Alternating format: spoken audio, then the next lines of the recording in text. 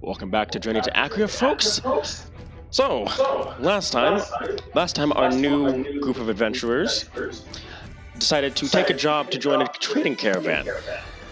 The first day was pretty uneventful as they talked to each other for the most part, but the first night had a little bit of interesting occurrences, as our little party had ran into the Dark Brother of all things, and he was quite an enigma to say the least.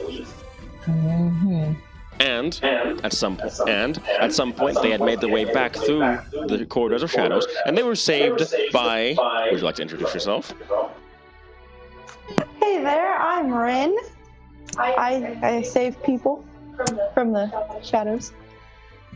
And only Yuri is the one to remember this, as when we start back up with this new group of teenagers, 18 to 20 years old, joining the caravan, you guys are slowly making your way once again, and Yuri, you see the Shadow Elf who had saved your party before, kind of hanging around the caravan. As we start back up.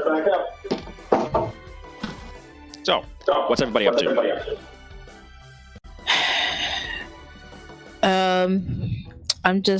I see, she's a shadow elf, right? Yes.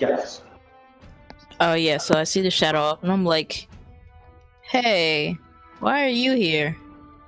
Oh my god, that fucking lagged on me. It took forever. What are we doing? Lag. You guys are hanging out on the caravan. Yuri just saw the Shadow Kai, or Shadow Elf, that saved your party when you guys went through the corridor the second time. And we're starting off from there. As you guys are hanging around the caravan. Now, so I'm going to say where everyone NPC-wise is. Yeah, Yuri's like, what are you doing here? To the elf, the shadow elf. Just trying to help out around the caravan. Make some money. What about you? Pretty much the same thing, but I swear I didn't see you before we left. That's weird, huh? I don't recall that either. I guess I'm kind of good at sticking to the shadows.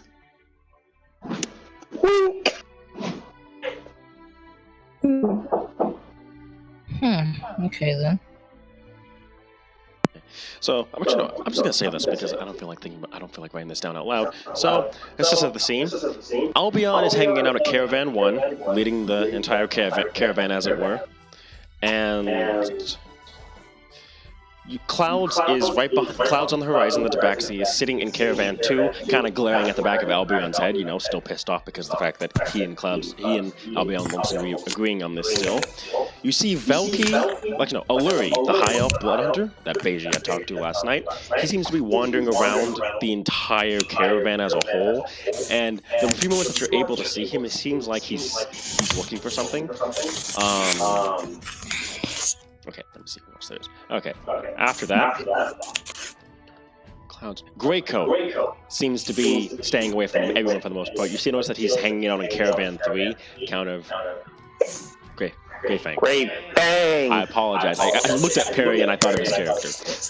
Anyway, Grey Fang is currently hanging out on Caravan 3. He seems to be trying to stay away from as many people as possible.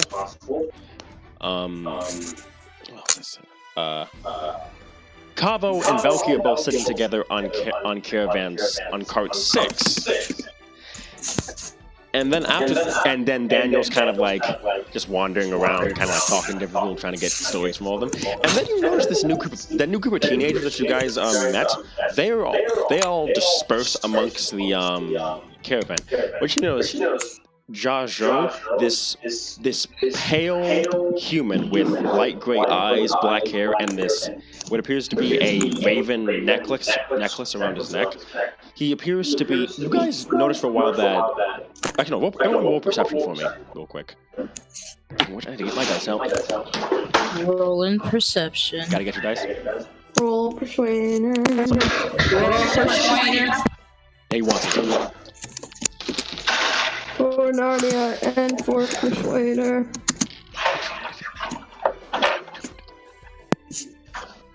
23. Alright. 15. 6 plus. Wait, what are we rolling perception on again? It's for the forest, right? This is for something in particular. Oh. Alright, 14 plus. 14 plus. 17. Okay. So 17 from Jules. Perry's getting his dice. Gar, what you got for me? I can roll. I guess if you want to hear. Wait, I thought you could technically see through echolocation. Okay. I rolled a 9 plus 3. 12. So 12. Cookie got 15. Roxy got 23. And finally, oh yeah, and Beiji and Eric Var. I need you two to roll as well. I'll change this music. It's a bit too upbeat. Yeah. 7. Thank you. It's too upbeat. It's too epic, is what it is. Yeah, you guys aren't Yeah, we epic need yet. some clinking. I'm pretty epic. I don't know what you're talking about, Keith. Hit me up with that lo-fi. Vice. They're loafy. Mm-hmm. You're muted, Vice. The loofah. Told you. Anyway, Vice. Vice is gone. Vice, you're muted. Yeah, you can. Oh my god, we killed him. Alright. Okay, I'll just roll with this one for now. So, everyone except for... So, who rolled below a... Who rolled below a 15? Oof, thank god. Gar and Beiji, I think, rolled below a 15? Yes, I did. Okay, so the rest of you notice that Zhao, he appears to be slinking between... For a moment, you guys see him one place, and then he walks, and then you notice that he walks into a shadowy area, appears in another cart outside the shadows, and you notice that he mainly hovers around a chalk, from what to be a chalk, who's hanging out on Caravan 3, who's currently napping with his head in Anya's lap. And she's kind of like braiding his hair again. So yeah, Zhao seems to be keeping a close proximity to a chalk and Anya from what it looks like, as he's always keeping an eye on them. Sometimes he'll glance over at different members of the party, in particular Ren, as he seems to have a bit of a curious look to you. And then Jack, he seems to mainly hover between a chalk and his little brother Michael, a 13-year-old boy who wears this kind of like Chinese straw hat. But you notice that he seems pretty pale, and sometimes when you're near him, you hear him coughing. And as soon as he coughs, Jack seems to hover over right next to him, like to check on him. Wait, what's the 13-year-old's name? Michael. Okay. Michael. And then what was this? And then Kakateyas and Timanas, they seem to mainly stay near each other, and they kind of wander around. Sometimes they'll be like near the others, other times they'll be on their own. And then Akando, Anya's older brother, you notice him mainly flirting with different ladies of the caravan for the most part.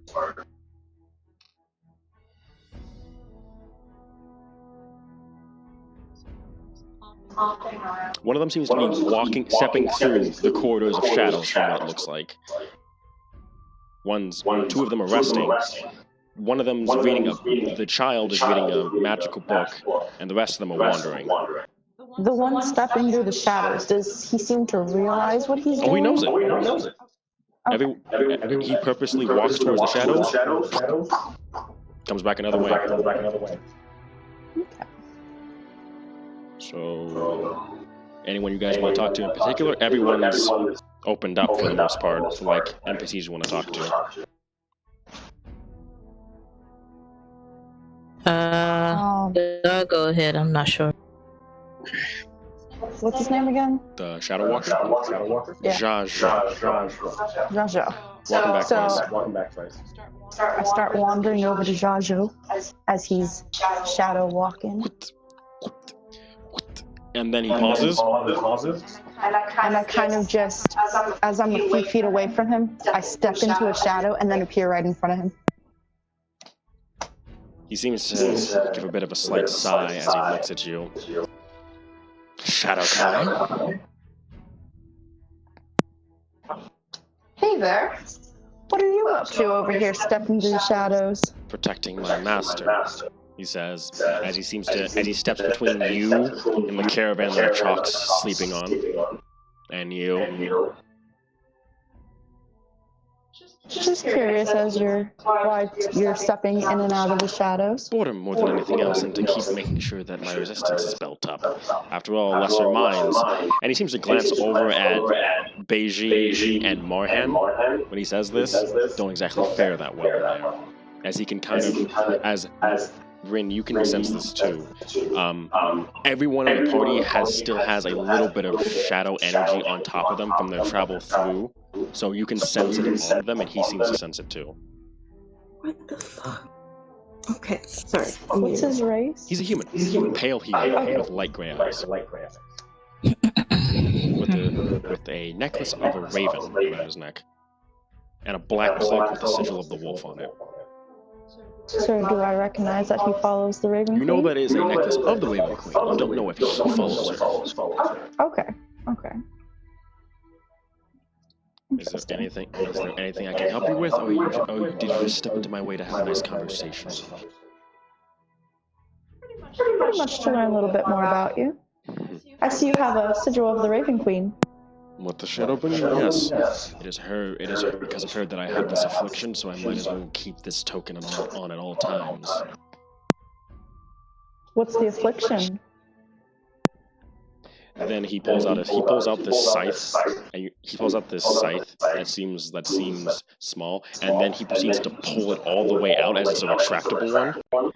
And then he kind of like runs his hand, he grips the blade, running it along it, cutting his hand, and you see it just burst into shadows, and the entire thing just becomes shadows, and it freaks out a couple of people nearby as they're kind of like looking at him and backing away before he simply retracts it, shadows off. I smile at him and just nod. Well, that's very interesting. Interesting is an understatement. And then he does this. He puts his hand over his mouth. Cut's gone. Can you do that for others as well, or can you just do it for yourself? Just me, as it were. Because people like me can usually do that for themselves. Understandable. Asia. Oh, hey. You're talking to there. You know, you see a Chalk kind of sit up, and he kind of like leans over the cart, like putting his arms around it. Oh, who are you talking to? Got a new friend? I didn't know you had. And then Jajo seems to look up and says, No one of consequence. How was your nap? Well, it'd be better if I wasn't bumping around every once in a while, but hey, it's a life, ain't it? Yes, indeed. Anyway, best go. Other matters I must attend to. And then, gone. Guy's always on the move. Speaking of which, he then before standing up, I might as well go and meet everyone. You notice that despite the fact that he just woke up, his hair looks perfectly kept, and he's wearing like he's wearing studded leather armor with a. I felt card breaking up there, so I thought I was for a second. He was wearing studded leather armor, and he has the blue. Again, he has that blue cloak around his shoulders with the sigil of the wolf on it, the same way that Anya has. And he says, and then he starts looking around, and then he sees. We should take notice of. 1, 2, 3, 4, 5, 6. 86.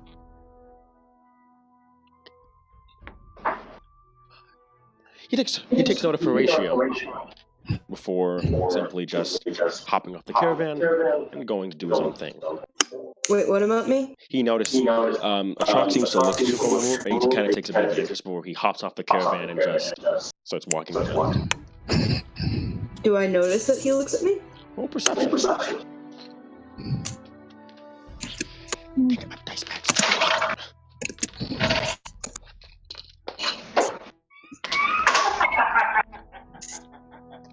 Oh god, the lag.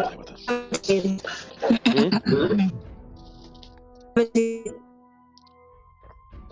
17, okay. Yes, you do notice him looking at you. Okay. But other than that, he seems to kind of just leave. I mean, he kind of just wanders around on his own. In fact, as you guys are slowly making your way across the morning, would you guys like to... I know this because you guys just went to combat. Would the people who went to the combat like to take a short rest for an hour? Yeah. Oh, yeah. Alright. Yes, please. Alright, you guys may spend your hit die to get back health. Roll as many as you Oh, I'm want. back. How much hit die? We can roll as much as we want. Yes. And for every hit die you roll, add your con modifier. Multiply your con modifier by the amount of dice that you roll. Remember, you roll a number of hit dice to the number of your roll. That's booty. Yeah, we didn't heal from last session, did we? No, you didn't heal from last session. Yeah. I'll use all of 3. Bring me to... Stop giving me 5, you piece of shit. No, you...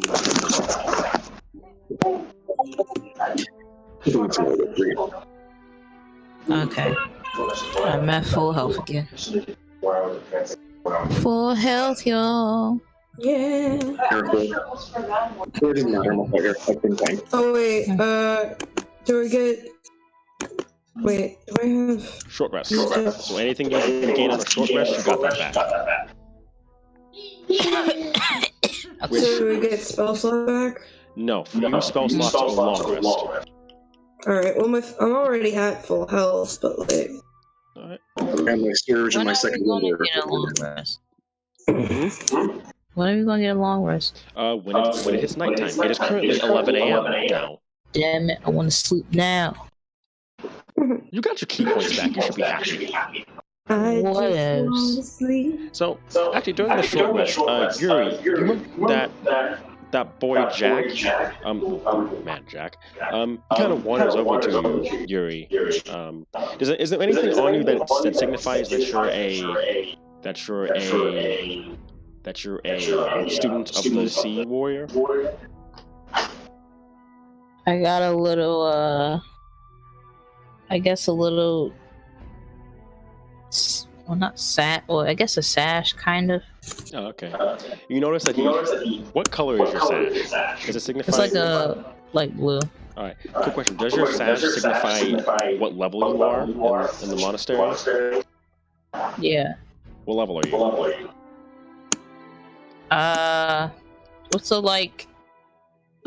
What's a high level but it's not too high? Expert? Yeah, I guess expert. Yeah, expert. Alright. Well, Jack walks over to you. You notice that underneath his armor, his plate armor, on top of his armor, you notice that he has a sash wrapped around his arm, and it's the rank right under yours, the adept one. And he says, Yuri, was it? Yes. I don't believe I introduced myself. I think I introduced myself before. I'm Jack. I noticed you were Sash. You trained under the Sea Warrior too? Yes, I did. Did you? Yes. I didn't take. I learned basic martial arts. Unfortunately, I didn't really get into in-depth stuff because I was taken away to complete my duty to my master. But I learned quite a bit under her. I was wondering if at some point when this caravan starts, we would have the chance to spar against each other. Okay, we could spar. I could probably teach you a few things, you know. That sounds absolutely wonderful, he says, smiling at you. He's not nicer than you would expect humans to be, considering that he's from the Trebland. How long have you been training under the Sea Warrior? I trained under her about 5 years ago, I would think. Okay. Yeah, I got up to adept before I was forced to stop. Well, you know, you can always go back. Unfortunately, there's no chance of that happening now. Why not? Because I have a duty. He says motioning over to a chalk. I'm to protect him with my life, so all matters that I would like to do have to be put to the wayside unless he'd like to accompany me. Though, How old are you? 20. Okay. Sorry, keep going. Though we did recently visit the sea mother. I mean, sea warrior. Recently? You saw her? A couple of weeks ago. We traveled that way to Yatiris for a matter that my master wanted to do. We were on our way back and we were ambushed by those bandits that you saw. Oh, I see. Yes, it was good to see you again. Yeah, she's something else. Yes, she must. 1,500. Okay. When Yuri says that, she tries to like hide a blush. He's going to. Come on, load. There we go. Do I have this thing ready? Yes, I do. Okay. He's gonna roll insight on that.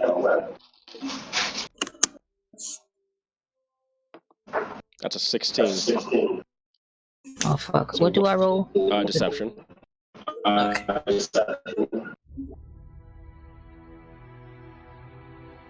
Where's deception? Where you at, bro?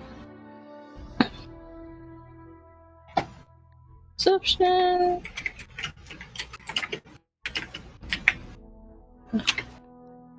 Excuse me. 15. Oh, dang. Okay, so what were you thinking as you tried to hide your blush?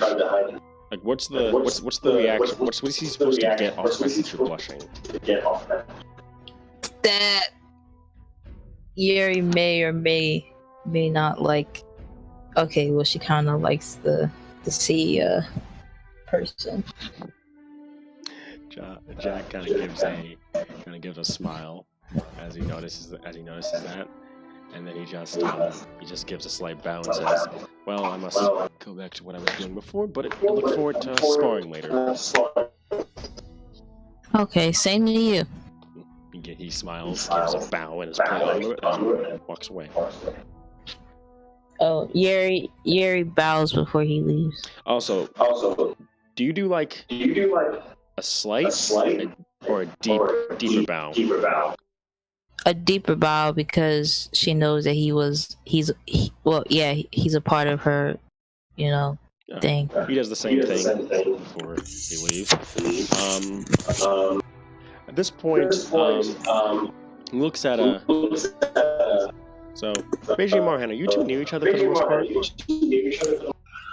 I was gonna ask you, what caravan am I in? Any that you chose of. I would assume you'd go for the nearest one, come up to the middle one like last time?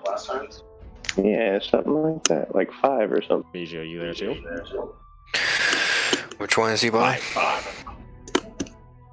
Yes, I'll be by there. So, just for everyone, anyone can pop in at any time in the conversations that I'm having, by the way. You guys are sitting on the same cart as Michael, as it were. And you hear another, like, as he's coughing again, looking down at the book. His bow staff is seated right next to him, as his straw hat covers his face. Which of the teens is this? He's the youngest. Okay, the third. He was the one that ran up to the caravan and let you guys know what was going on. Alright. Eiji's probably sitting across from him. And due to the recent fight they just got into and seeing that he burned through some of his ammunition,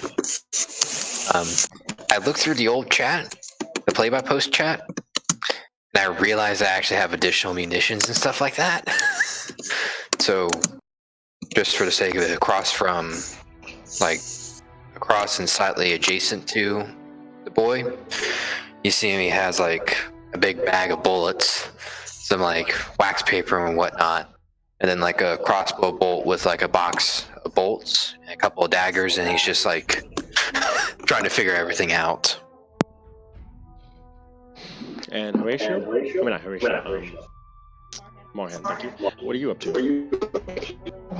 So I guess if he's sitting across from Michael, I'd be sitting to his right if he was facing towards the outer end of the caravan. All right. Real quick, just a suggestion. My audio tends to bother you too much. You could mute me and just unmute me when I need to talk. I'm not sure if that might be helpful. You're fine, yeah. Okay. If you hear too much reverberate. Yeah, I haven't gotten that much yet, so. How sick is Michael? How could I tell internally? Judging by the cough, it seems pretty heavy. It seems like a chronic cough, as it were. Would I be able to determine anything that's wrong with him? Either through medicine or arcana? Roll medicine. You said anyone could join in this one, right? Yes. Anyone can join in any of the competitions that I have if you choose to. I don't want to make it seem like you're just sitting on the sidelines. Okay. Fair enough. Then my medicine is an int-based skill, right? Wisdom. Wisdom? Alright. That's an 18. That's an 18? Mm-hmm. Right. In that case, are you able to tell that Michael seems sick from an affliction that's not common? You notice that he probably's had this since birth, based off the cough, because it feels like it's been around for about 13 years, give or take. So since he's been born, he's been sick most likely. And that would explain, and I'm assuming with echolocation you can note slight speech figures. That would explain why. Could you tell skin color was echolocation? No. Never mind then.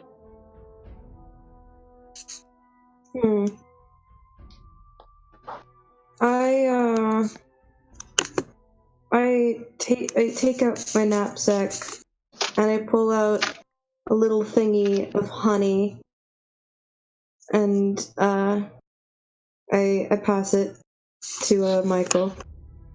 It's supposed to be good for coughs. Thank you. He says he takes a bit of it. It feels refreshing. I knew this trip would take more out of me than I thought it would. He has rather refined vocabulary for a 13-year-old, as you noticed. I suppose that was my mistake for taking this trip with my brothers, but I wanted to get out of that dreadful house, so here I am. What's wrong with your home? Nothing. It's just that I've been stuck at home for quite a while. My father and mother don't exactly allow me to leave the residence that much. They're afraid that I'll collapse or something of that manner. But so far, I haven't done that within 3 days. So. You have been rather resilient of your adversity so far. Your parents should be very proud of you. Yes, they are. Yes, I would say so. Yes, the Decker house is definitely proud of me, especially since I get to study under Master Achuk, as it were. Being able to study under someone of his caliber is rather. Under Master who? Master Achuk. Being able to study under someone like him is, well, it's an achievement that I never thought I'd be able to fulfill, but apparently he took an interest in me. And there was the fact that my brother protects him. You must also be happy that you robbed the bandits. Oh yes, these bandits. I don't know. We had to go after them after all, since they had attacked that village. But Well, it's good that you're stepping away from the bookcase and into the wider world. well, Beja will say as he's kind of looking down at his equipment. I most certainly have to, since my brother will be stuck with Achuk. I have to take his place as heir apparent, apparently. Heir apparent? No, to my house. It's the traditional noble thing. Every noble house has someone that they see as the successor to their state. My brother would have been the one, but considering that he's protecting Master Achuk, that duty falls to me, since I'm the only other member of the family that can. Does he have anything on him marking him as a noble? He has the same. He has the same sash as the others, but his seems to have the sigil of the phoenix on it. Wow, shit. No, that he seems to dress quite modestly, considering. Beja will look up and they'll make like a halfway motion to the crest and the sash and whatnot. Is your group all in the same family dynasty, or? Lady Anya and Lady Kondo both belong to the Taro house. My brother and I belong to the Decker house. Tamanas and Kakatanias belong to the Pia house, and Achak is in his own separate house is in a separate house of his own. All of our families kind of rotate around him in a way. Beji kind of nods and rubs the side of his head slightly. And I thought local politics was complicated. There's nothing quite complicated about it. At the very least, you don't have to hear about the numerous branch families that we have. Never mind. See? I guess that explains why your vocabulary is so big for someone your age. There's also the fact that I have to sit in my house all day, so why not read? After all, I have clerics looking after me day in, day out, so why not? Marhan, you were about to say something? Yeah, it also explained why I heard so much talk about people with wolf sigils. Yes. Each family has their own house, but they identify. But currently, they're wearing. Lady Kakatania used to wear the wolf sigil because she was considered in pursuing Achak, but that quickly went away when she noticed how lackadaisical he is, and how, well, in a layman's terms, how lazy he is. Lady Anya's taking more of that off the way now, since she seems to get him moving by hanging out in trees with him. He says as he looks up at the forest above you, as you see Achak and Anya doing exactly that. Should we expect? Exactly what? Sorry. What do you mean exactly? Yeah, what were they doing? Sorry. Achak and Anya are currently running through the tree branches together. Oh, I see. The sound from your mic is coming in and out, Keith. It's probably because my mic is right here, maybe? Yeah. Yeah, it's probably because I'm speaking at a lower tone. Anyway. Yeah, it's all in a group tone. Beja will speak up and he has a slight grin on his face for this thought. Should we expect the trees to be rustling today at any time or evening? Last time I checked, Achak has never shown interest of that nature for the most part. He does his best to avoid it, actually, considering how many women vied for his affection. Okay. But he only had his eyes on Anya, as it were, since she was his childhood friend. So, romantic at heart. I respect that, you'll say. Actually, speaking of stories, Marhan, Yes, you are a believer of the Unifier, correct? indeed. It's good to meet someone of your religion, actually, since quite a few clerics were called from Riss, as it were, to help me deal with my condition. Yes, I felt that there was something wrong there. I've been used to this since I was born. It's part of the line I was born of. Part of the line.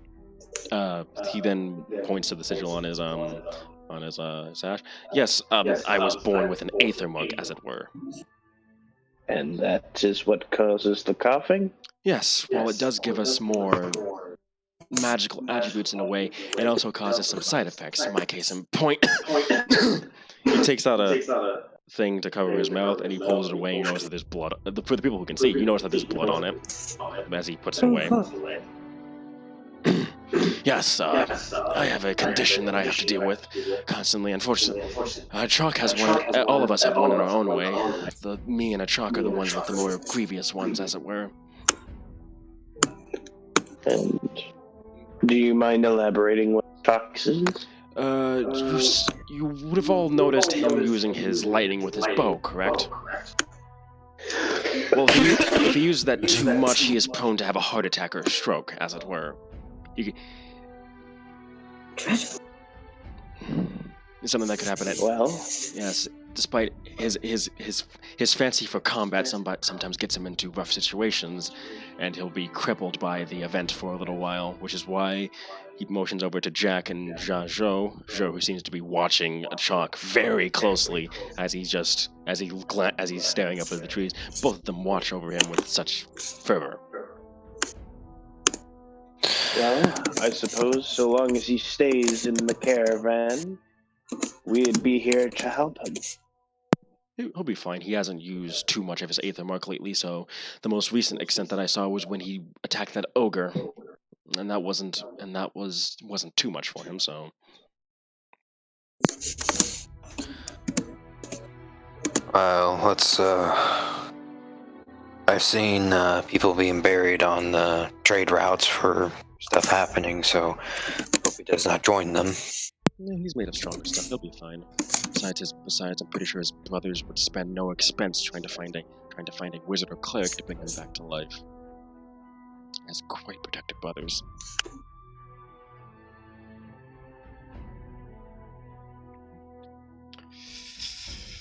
Anyway, I will do whatever is possible within my power to ensure the strength of our group, so long as we are in the caravan together. And it also seems that the druid is also doing a good job of that. Yes, it would appear so. Those of a divine nature usually do have a little bit of a knack to them, as somewhat of an arcane nature myself. So it may seem. And what's next? What's next? What do I want to do next, actually? Actually, let's roll 4. Let's see what we got. Give me a quick second, please. I'm just checking something. Okay. So as you guys are nearing the river, suddenly this mist starts rolling in. As it soon hits noon, this mist rolls in. It's strange. You didn't expect mist today, but it comes in slowly, and it slowly blinds the entire. Well, it kind of doesn't blind Kevin. Everyone just mainly sticks to the road at this point, as they're all huddling close together to try and stay on the road. Would I roll perception or insight to find out if anything is around us or nearby? Perception, but with disadvantage because of how thick this fog is, if any of you would like to. Can I actually roll, like, Arcana? Go ahead. So 21. Yeah. What are we rolling? If you're rolling perception, roll with disadvantage. Except Martin, since his is sight/location based. If anyone wants. Alright, 16. Okay. Alright. Do I roll Arcana normal? Yes. What are we rolling for, by the way? This mist has rolled in. Some people are trying to see what's in the mist. If you'd like to do that, that's perception. I got a 7. Oh, what's in it? Okay. Yeah. I got in the 7 also. Damn it. 16? Damn. Okay, I got like a 25. Okay. Yo. Okay. You all. So for the ones who rolled higher than a 15 for perception, which I think Vice, was that the 13 for perception? That was 16. 16. Thank you. Okay. You all hear. For those of you who pass your perception checks, you think you see figures in the mist. For a brief moment, or in Marion's case, your echolocation seems to pick them up for a bit when you cast thaumaturgy, and there seems to be these figures in the mist. You think you see them for a moment, and they fade into mist and they are gone. And they seem to have their eyes on the caravan, and you hear one of the people say, "Oh no, it's the Mistwalkers." What? I thought they were a legend. I don't know. And then you guys hear, and then. It lagged. I couldn't tell what you were saying. What was in the mist?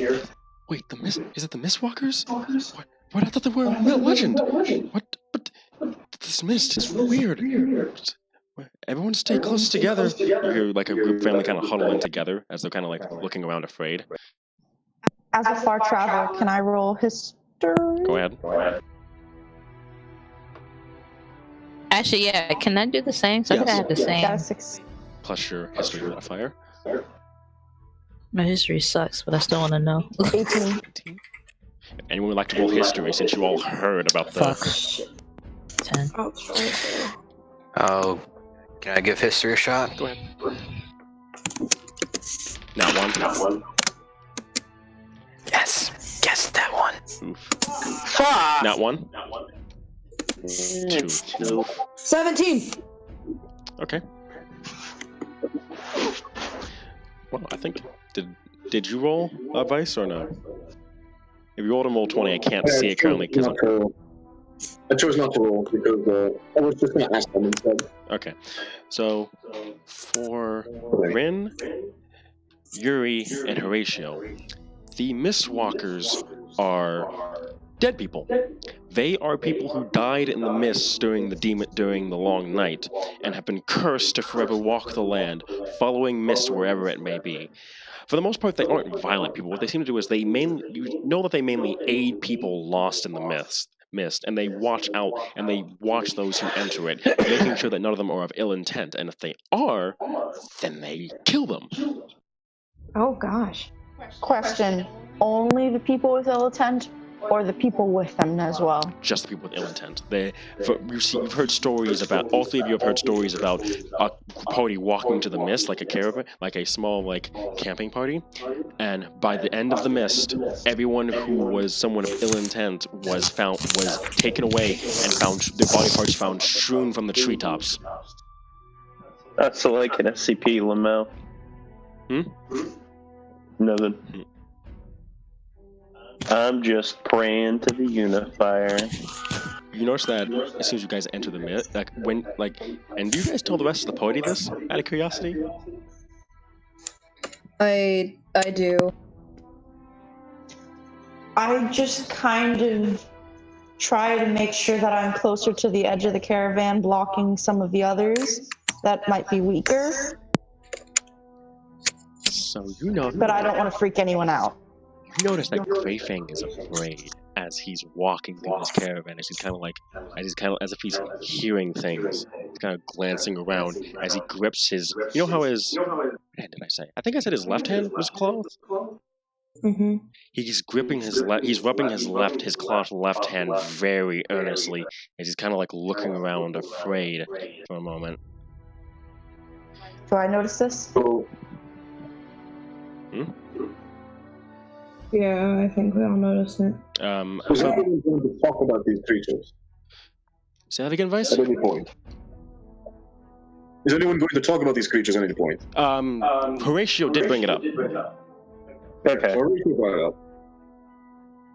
One more time? We're at this very afraid individual. We kind of. Yeah, it's Greyfang. It's the fellow Northman. No, insight that. Alright. Where is he? He huddled in close to the caravan too, actually overcoming his lack of wanting to be near people.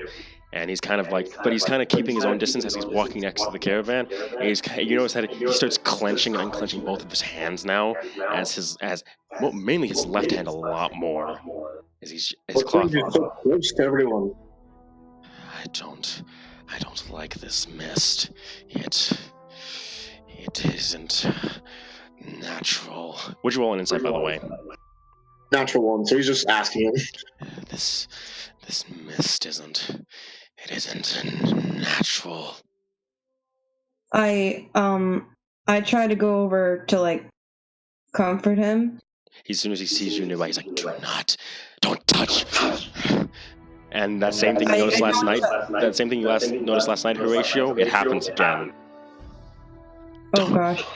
I know this, and I don't come close enough to touch him, but I come close enough to tell him, my friend, it'll be all right. As long as we don't have intentions, we'll be all right. Well, didn't mind. have any bad intentions. Silent with that. Am I noticing any of this that's Yeah, all of you happening? are starting to notice this now. His Grey Fang got pretty loud when he yelled that out. He's like, So what exactly happened with his hand? all of you now notice that his left hand is glowing. The cloth underneath his hand is glowing now. He's clenching and unclenching his hand.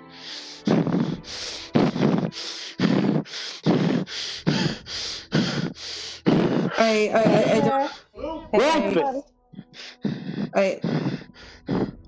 Grey What is your Grey intention? Fang. My intent is to not be. Oh, well, I'm actually getting dizzy there. Well, anyway, actually made myself dizzy there. Too well. He's kind of like, my intentions. I am not his. I am not his slave. I am not his. And he starts gripping his left hand at this point, as he's like, and you notice now that these figures cloaked in like leather brown armor, sort of peering with brown hoods and a mask up, ethereal blue eyes, as they're all focused on Grey Fang now. He's like, hi. And he starts noticing them too. He's like, hi. And at this point he stops unclenching his hand, and then he clenches it fully, and there's this shimmering sound coming from it as the glow starts to reverberate now, as he starts staring at these people. He's like, I will not. And then he opens his hand once again. He looks ready to close it, and you get the feeling that if he closes his hand, he'll be doing something magical with it as he's ready to close it again. Is your intention good? My intention is. He looks down at his hand. Is your intention good? He looks down at his hand for a moment, and he stares at the cloth, and he clenches it once again, and he seems like he's about to break his hand from clenching it so tight. And he takes a deep breath. Hold up, he takes a deep breath. And the glow is gone. He just releases his hand. Hey, can you pause that for like 3 minutes and go give Mom a final hug? And the figures look at him, and they fade away once again. I'll be right back. Alright. Question.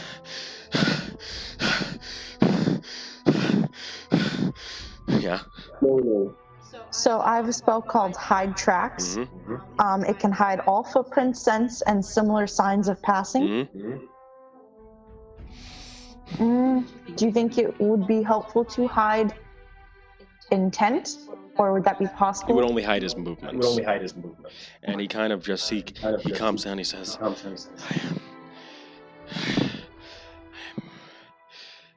and then the mist starts to fade away, and he's like, and he looks at where he is. He's like, and he quickly like moves away from the rest of the caravan as he like rushes back over to like his own section. Like as he looks at all of you, he's like he tries to get away as fast as possible. I start to follow. Leave me be.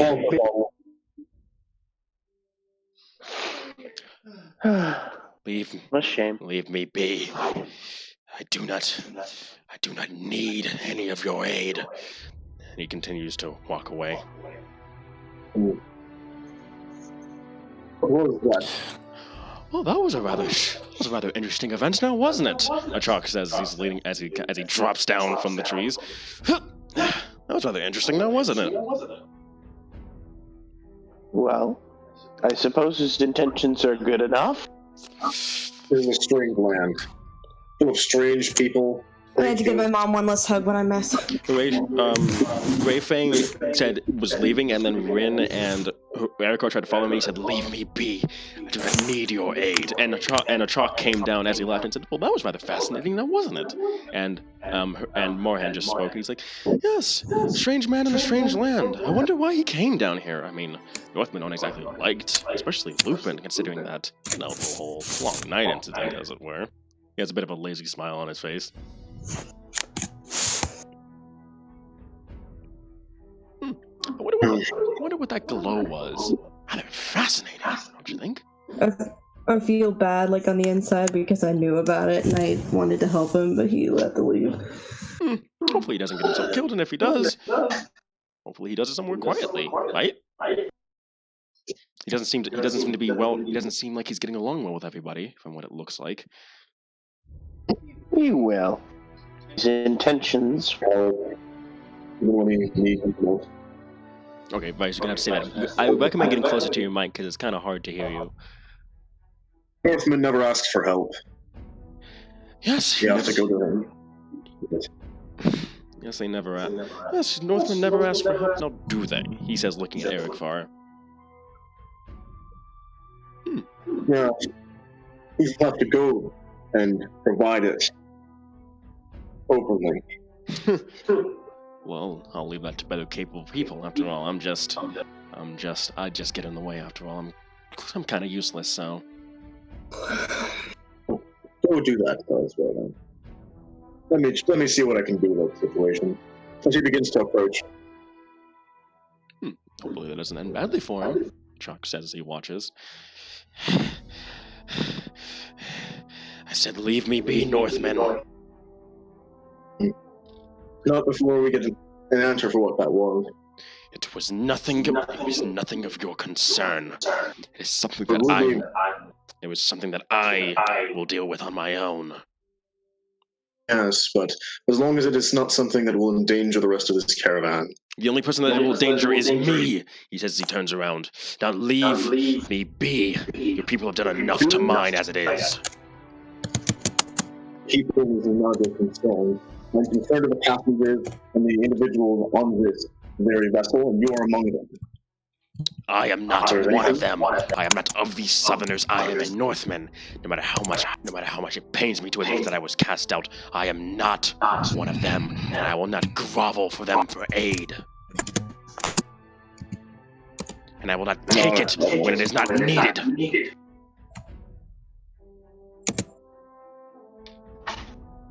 I'm not asking. I'm asking for an answer. That is all.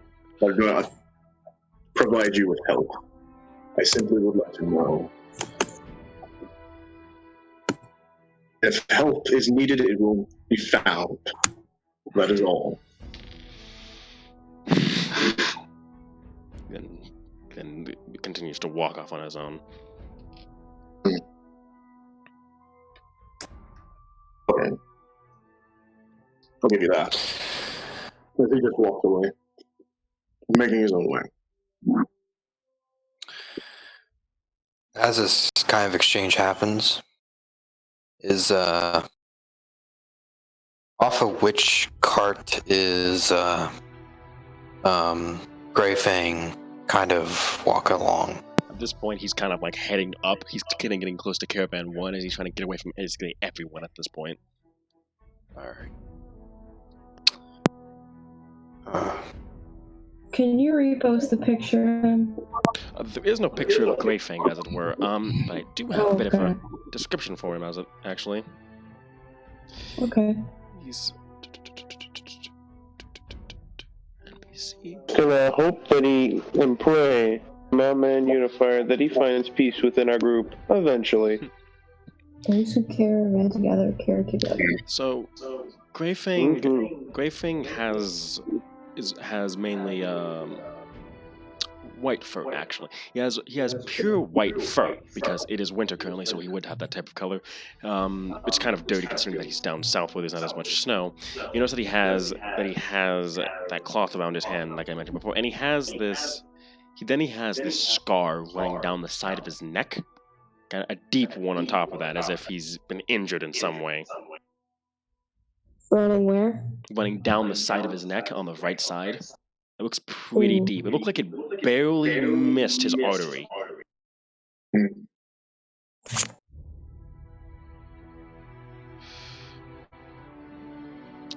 And basically, as noon rolls around at this point, actually, you guys actually reach the river, and Albion says, "Oh, what the hell is that?" Hey, anyone that can clear out people? Can you mind getting up here? Great. I'm on it.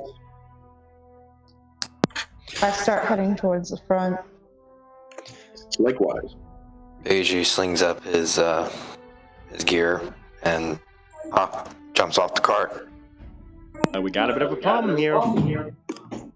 He says he looks up to everyone who came up, including Yuri. Did you come up as well? To the front? Yeah, because Albion called for anyone who can clear out some people. I came. Sure. Mohan, would you like to follow, or you? All right. Mohan, all of you come up, and he says, "So we got a bit of a problem here." He says he stops the cart. What's the problem? He motions to the bridge that you guys would have crossed. There appear to be about. Give me a second as I load this up. Come on. Come on, roll 20. Work with me here. I'm gonna eyeball it because I think I remember how many people there were. There's like 3 to 4 people standing on the bridge. They seem to be wearing like these weird outfits, as it were, with tribal markings. Nothing of the northern variety. They mainly appear southern variety. Most of them appear to be water ganassi, actually.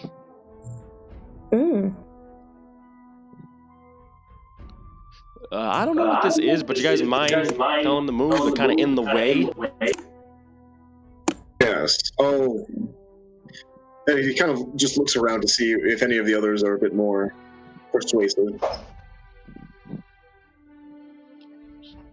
Not exactly a talker, but I can. 4 people. I have an idea. Yeah. With my shadow powers, I form a little note asking them to move, and it slowly drifts towards them. Look at it.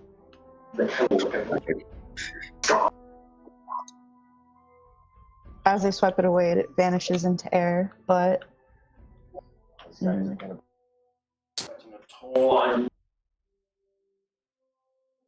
not a toll on this bridge.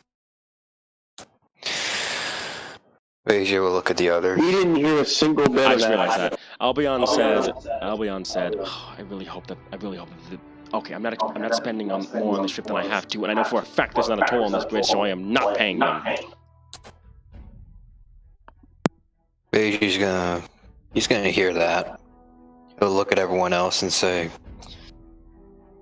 "Give me a shot about something. Let me see if I can try something." All right. If you need any help, we'll be here. If it fails, I'm going to go up to them and I'm going to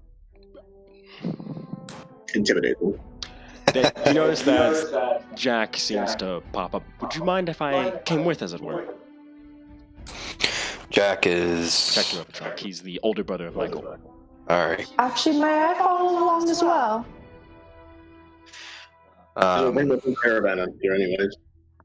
Beiji looks at Urkvar and says, if it's a strong man, a strong spellcaster, you might as well just come along also.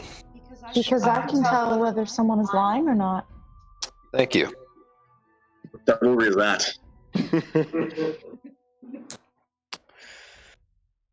Is the caravan stopped now? Yeah, the caravan's completely stopped. Everyone's like, what's going on? How far are we from the river and the bridge? Okay, so about 50 feet from the bridge. Like, he stopped a little bit of a ways away to give them some breathing room. He's kind of like, I'll be honest, kind of just sitting there like... With those that want to come along with him, Beiji will walk out in front of the caravan and up towards the tribesmen and that are standing by the bridge. He's going to get to within like 15 feet of them. You were on the bridge at this point when you were within 15 feet of them because they are standing on the bridge. Well, then Beiji would just simply stop at the start of the bridge itself. He'll kind of cross his arms and he'll cross his arms in front of him. Sort of hand on his wrist, partially staying away from his pistol, and And he'll look at the water ganassi. Gentlemen, or elementals, or however you want to be called. What I see you've made this bridge your hangout spot. This bridge is owned by the great Lady Sayre. You must pay a toll if you wish to cross it.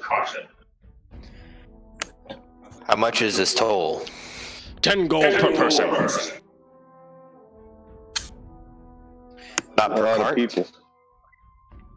20 gold per cart. Oh, jeez. Oh no.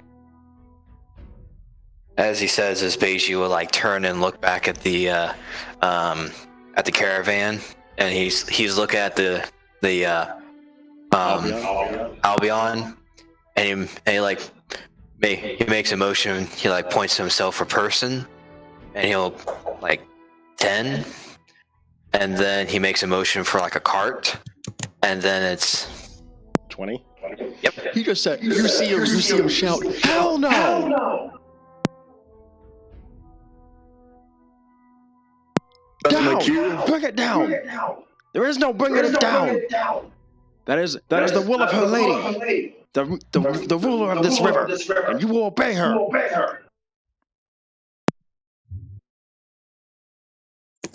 History. Look the other way. Beiji will look at his boss and like, you shouldn't look at the caravan boss like, why'd you shout? And then he turns around to the Waganasi. Well, might I What? History. I can't hear you. History, Kier. Oh, history. Damn. Can I roll charisma? I wanted to roll history to see. Oh, fuck, I don't know anything. Charisma. What are you trying to say? It's in that one. You don't know anything about Lady Sayre. Yep, fuck. She could be a fictional character for all I know. You hear the river running below. You hear the winter water running below.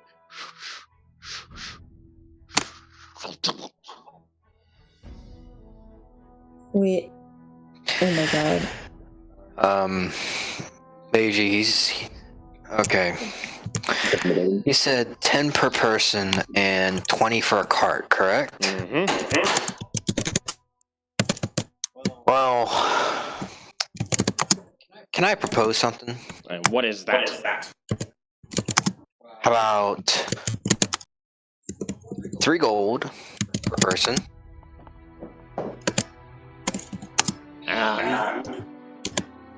10 per cart.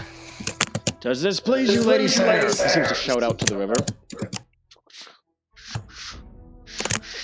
No. 5.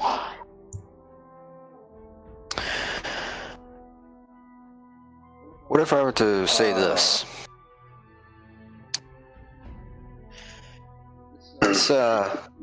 This road could become a major trade route, considering the events that are happening further south of here. Yes, but for those non-believers. Oh. Regardless of their status as non-believers or not, depending on how the winds of trade occur, there could be more people coming by this way. This is a perfectly good bridge, and Lady Corsair might like to see more people come across it and make more money. Sayre, that's Corsair. Sayre, Lady Sayre might want to see more than just people walking up her river. They kind of think about it. They talk amongst themselves. They seem to be speaking in this tongue. You notice it sounds very wet. Like there's a lot of sounds. Like it's not, like there's a lot of tongue moving with it, as it sounds almost water-like in a way.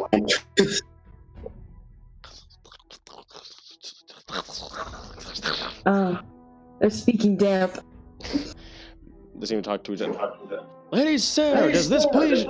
Would that work if this road were to become popular and more travelers were to travel along it?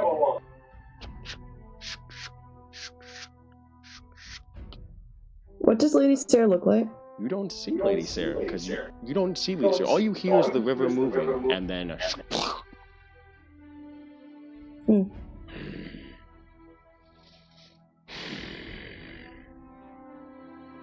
Or persuasion. Sure. Well, Beiji and Ren. Well, Eric Var, Ren, and Beiji were the ones who went up. So. Yep.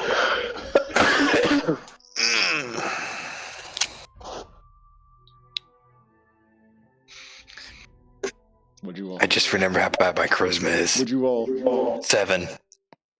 -1? 7. -2. Oh God! What did you roll? Oh God.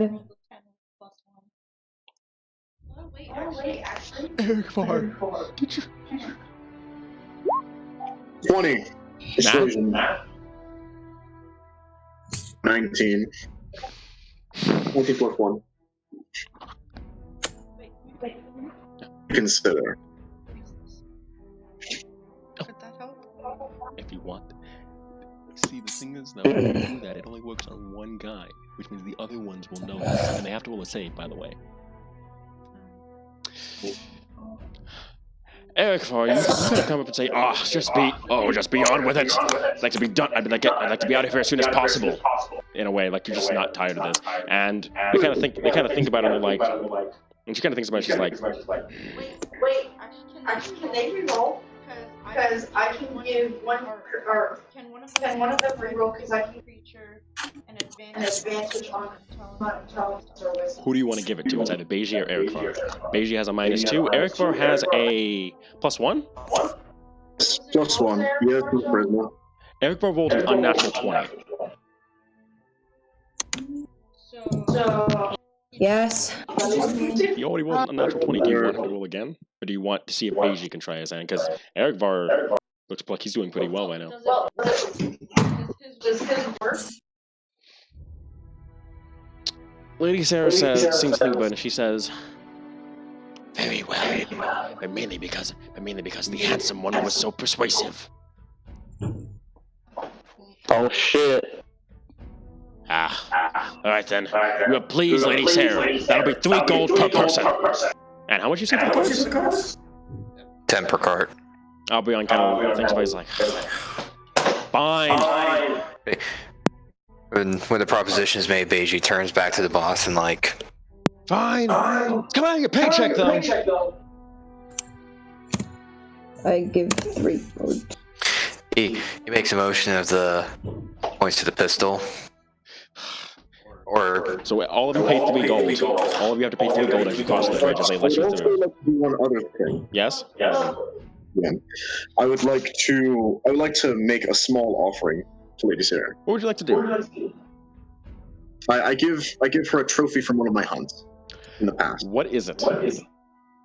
It is a great stag from the north. What? Okay, is this is it like meat and all? Or is it like only... It is like the skull of a creature, like a skull of the creature with the. So you drop it you drop it over the bridge, and you see this disgusting, hideous seaweed hair-having creature come up, catch the skull, and then dip right back down into the water. Yeah. Oh my god, Lady Sarah's a egg. Yeah.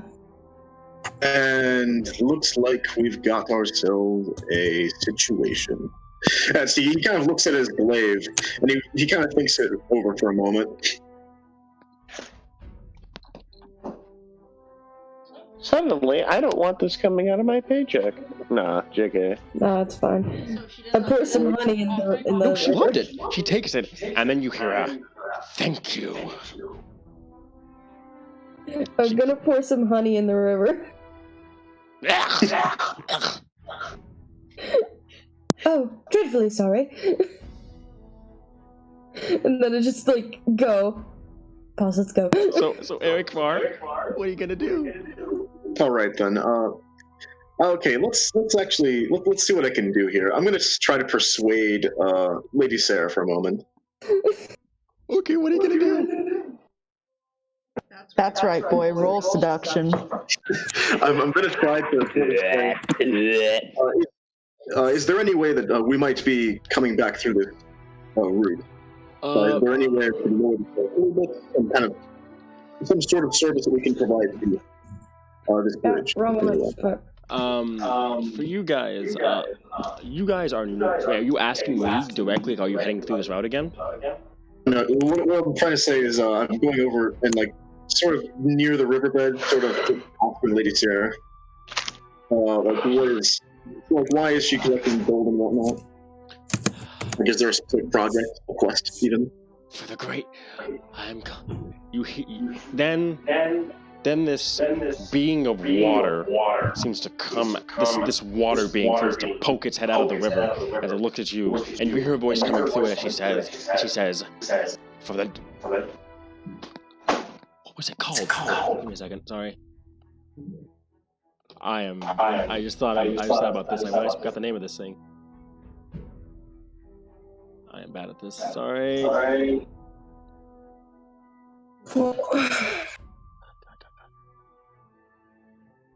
We should mention that this wonderful individual over here, PM, wrote 13.7 thousand words in terms of planning. And this is the one thing I didn't write down. How did you forget anything in 13K words? Because this was a random encounter. Oh yeah, shit. This was a random fucking encounter? Yes. That's so weird, but also good. It's cool. Oh, God. It's good. What? Is there not one? Oh wait, it's not a medium creature probably. Hold up. Please. So, wonderful weather we're having today. Oh, it's cold. I'm so sorry, guys. Damn it. It's okay. Take your time. How's everyone doing? It's cold. There's nothing wrong with cold. It's cold. For my master, the great myriad of this river, which, Erkvar, a myriad is a djinn. Oh, I know what it is. Oh no. This being serves a djinn. What is that? The genie. it is a genie. no. Oh, wait. No, it's not a fish. As in like the slaver djinn, the Yes. subdivision. Oh, my bad. Yeah, I'm gonna still look over to the paladins and be like, you might want to come down here. Velky seems ready to come down there, and she says, and she kind of looks at you and says, think about what you're doing exactly. This is the only bridge for miles. This water being is talking to Erikvar when it says this. And I'd hate for anyone to drown in this river, especially after they're paying only 3 gold instead of 10. What are you idiots doing? Well, I mean, that is personally not my decision to make. I will leave it up to those who are more suited to this kind of thing. Okay, what the fuck were y'all doing? Because I zoned out for 5 minutes. They talk to some water ganassi, and then this water elemental is this water being. It's not a water elemental. This water being is speaking to Erikvar.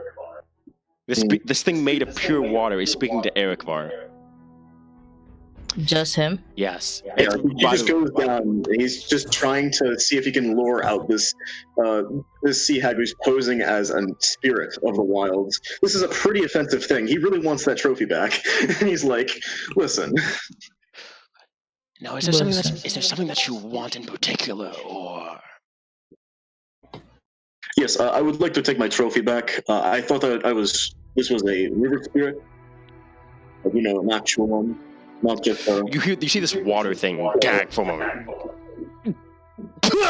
Spits the skull right into your face. I catch it. Oh, I thought you just crushed right into your face. And then it proceeds to go back, and then it proceeds to say, happy.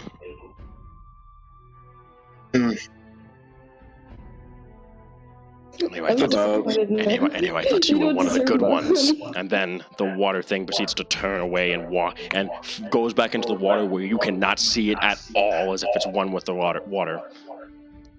Mysterious. Strange rivers, weird lands. I'm out of here. As he just goes up, back into the caravan. So you all, and he's like, "Oh, I'm really hoping to kill something today." you all pay 3 gold, right? Mm-hmm. And you get. You all get 258 XP for talking your way through this encounter. Who gets it? Everybody or Everybody. Everybody. And what was it? 250? 258. 258. 258, bro. Yeah. With an extra 12 for talking your way through the situation. Wait, do we add an extra 12 or is it already in? Extra 12, so 260 total. Sorry, I was thinking about that from I was like, you guys talked your way through this. I feel like that deserves a reward. Yeah. Well, they did. I was watching. And Beiji, Ren, and Eric for all get inspiration, which means that when you roll a dice, a d20 die, you can choose to spend that inspiration to re-roll it to get advantage. Oh, baby. Just those 3. Anyway, alright. So you guys continue on. Let me see where you guys are going to be by the end of the day. Dead. Just another 12k till I level up, boy. Another 12k. Okay, so this is the end of this. So you guys cross the river, and you guys actually reach the town of Dutwall, where you guys camp near Dutwall, a town of about 2,000 people. It's not that much, but it's something. It's a walled town, actually. Spell the town? Can you spell the town's name? Yep. Hopefully not Dunwall. No. And I didn't say this, and I didn't come up with this name. It came up with it by itself. Dutwall. Ha ha ha ha. Funny. Dutwall. Oh, god dang it, isn't that refreshing? Your name is Dutwall. This is the town's name. It's better than Dingwall. And oh god, why is it not refreshing? Son of a bitch. I hate when it does that. Sorry. I'd rather be Lady Dutwall than Lady Dingwall. I'm refreshing the chats right now, sorry. Because OBS stopped picking up what we were saying. Discord is stinky. That's OBS. There we go. Anyway, you only missed 2 things. Anyway, so you guys are in the town of Dutwall. It's a walled town with a market, actually, where you guys could, as it's reaching about. You guys were traveling since 8 a.m., so it's 4 p.m. as the caravan stops for the day in this town. Okay. And everyone kind of disperses to their own places.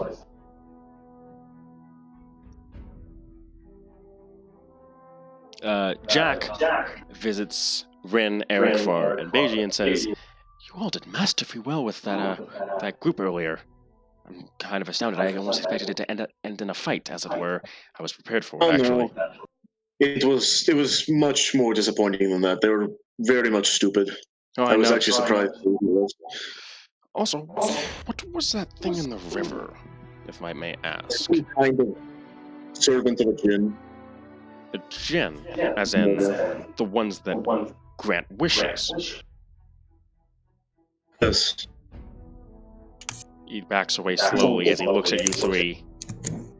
I'd watch myself if I were you 3. Don't worry, I was ready to shoot at the wire ganassi and that thing. The problem with that is, if you would have disrupted the djinn's network, what do you think it would have done? Come after my ass. It's not the first time something that big came after me. A djinn is one thing I wouldn't. I would have relished in combat. A djinn is one thing I wouldn't want to deal with myself. You all are much braver than I, and I have to deal with threats to my master. Every man has his fears. Yes, and mine is dealing with the spirits of nature. My family deals with enough magic, as it were. So.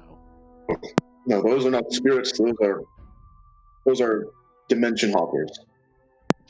Villains, I call us. Eric Farr, Vice. For reference, Acria is one world. There are no other dimensions. So these are natural. These are natural. He's trying. He references spirit world hoppers. Okay, I got it. Okay, I wasn't sure what manner you meant there. Thank you. Okay. Well, I best leave you all to your relaxing then, he says as he proceeds to walk away. And he just goes to do his own thing as he walks back over to a Chuck who's kind of like, and then he looks at the three of you and he gives you a wink as he gives a thumbs up before he kind of like proceeds to talk to the others of his group. So, what are we doing today, gang? Pretty rested, if I would say so myself.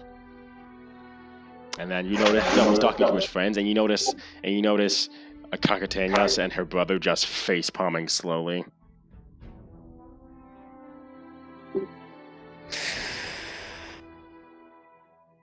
Beiju will, we're near the town, correct? Or are we in? At this point, the caravan would come into the market and you guys would disperse. Everyone starts dispersing for the night.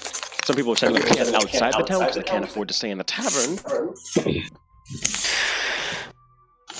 Beiju will look around at the others and then he'll just simply shrug and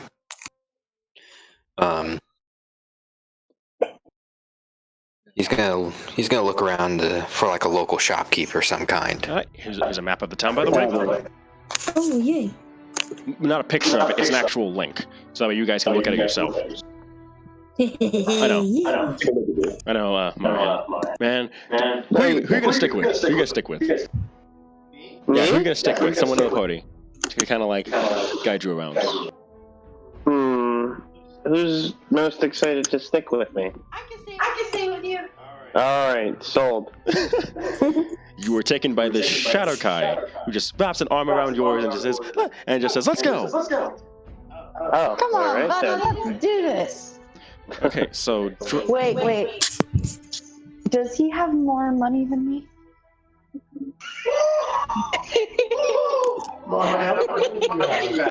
Stealing money from a blind man, that's so bad. No. You see, every Shadakai needs a sugar daddy.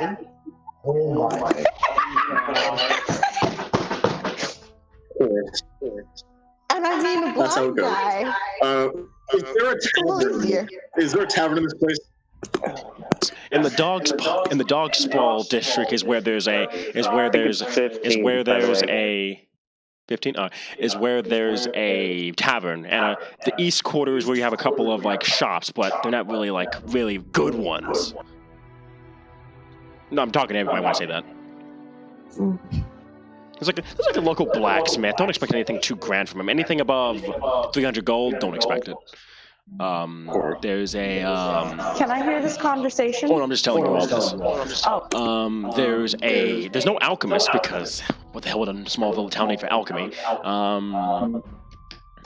The blacksmith kind of just does basic like swords, weapons, armor, stuff like that. So not much for him. There is a general store in case you want to get something from there. Are there any warriors around? Like, everyone looks like they can fight. There's that the group of teenagers / young adults that you saw earlier.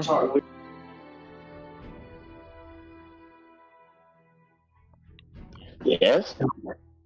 That group of young adults. There's Jack, Tamanas, and a Kondo. All three of them seem like they'd be pretty strong. And then there's Grey Fang, who immediately just took a beeline outside of town like, nope. I see nothing good coming out of slamming into one of those guys. Besides all magic, it's not really gonna polish Eric Var's skill, so he's gonna just. Well, they do have weapons and like. They all have weapons and the like, as it were. Pretty high quality weapons, actually. Also. Yay! Wait, I don't like that one. No. Oh, maybe. Okay, that's. Just for reference, by the way, if you guys need any weapons made, I can make shadow weapons and blacksmith them. And they are As good as steel. pretty much the same. Yeah, they're as good as steel. So I will work for money. Alright then. In the meantime, I'm just gonna have a character hunt them. Everyone's gonna hunt. Outside the city. Okay. That's fine. Alright. Eogvar's going hunting. Anyone else? So there's a general store here. Mhm. Eiji's gonna, like to everyone else, he kind of looks like he's halfway wandering, like he's trying to explore a little bit, but at the same time looking for a specific spot. He gets to the general store and he'll head in. Yeah, I assume there's some sort of counter or a major thing. He'll go right on in, and if the shopkeep isn't there, he'll knock on the. And the desk sits up. A tiefling, actually. Blue-skinned tiefling. Alright. Dragonborn. Okay. Did I? Never mind. Can I help you? Eiji looks at him, just standing from the opposite end of the desk. He'll lean over to see if there's like a bed on the There is an opposite. actual sleeping bag behind the counter. No, baby. Ah. Owner or worker? What's the difference? One's paid to do the work, and the other one seems to be selling most of his possessions to make sure he keeps his business afloat. The latter. Okay. What can I do for you? Whoa, I set up too fast. Alright. You don't need me to get you a cup of water or anything? I'm good. What can I do for you? Messaging services. That's the stable boy's job. Okay. Also, you'll pull out his deck of cards and like, where would I go talk for gambling? Or Tavern. tavern? Okay, thank you. Then you'll walk over towards stable boy. Seems to be a young Asimir lad. Seems to be grooming a horse. Beiji will come over to the stable, and if it's like a He's big old behind barn. you. You're behind him. He's like,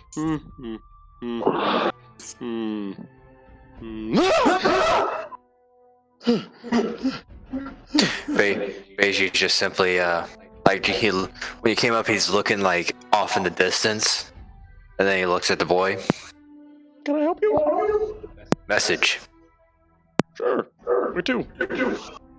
What will be the cost of getting it to Riss? I'm sorry. Say that again? The capital of Riss. You're serious? Beiji just looks at him. I'm a 15-year-old boy on the other side of the continent wanting a message sent. Quite a hefty sum of gold, I'm pretty sure. Is the silver per 10 miles or per mile? Per mile. That's actually how it's ruled in the DMG. That's fair. How much? 1 silver per mile. I sure you want to do that? Roll persuasion.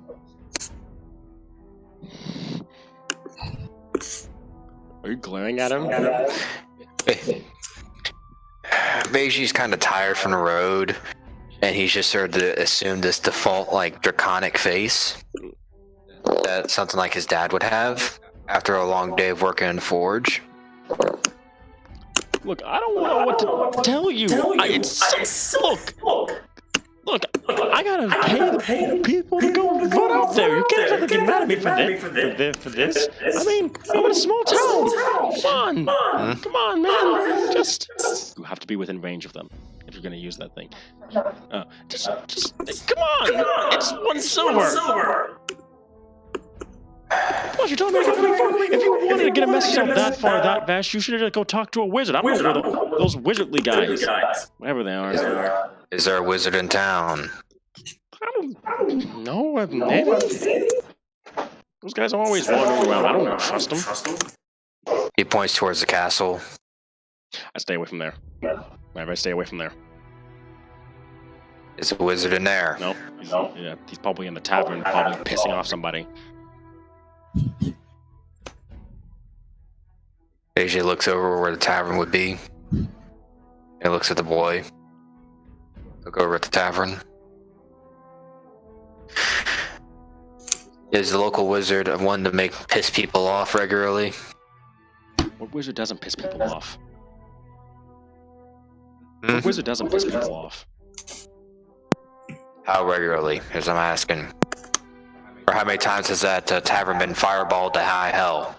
To the 9 hells? What day is it? Wouldn't it be 7th? 27th. 27th of the month. It's been a day since he pissed somebody off. Been a day.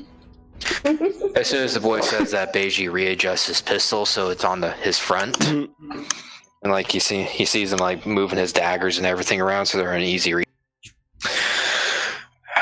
Thank you, good lad. I may be back in a few hours, pending the wizard. Okay. Bye. Beiji will walk off to the tavern now. I'm trying to find that table that was used for if you wanted to buy services.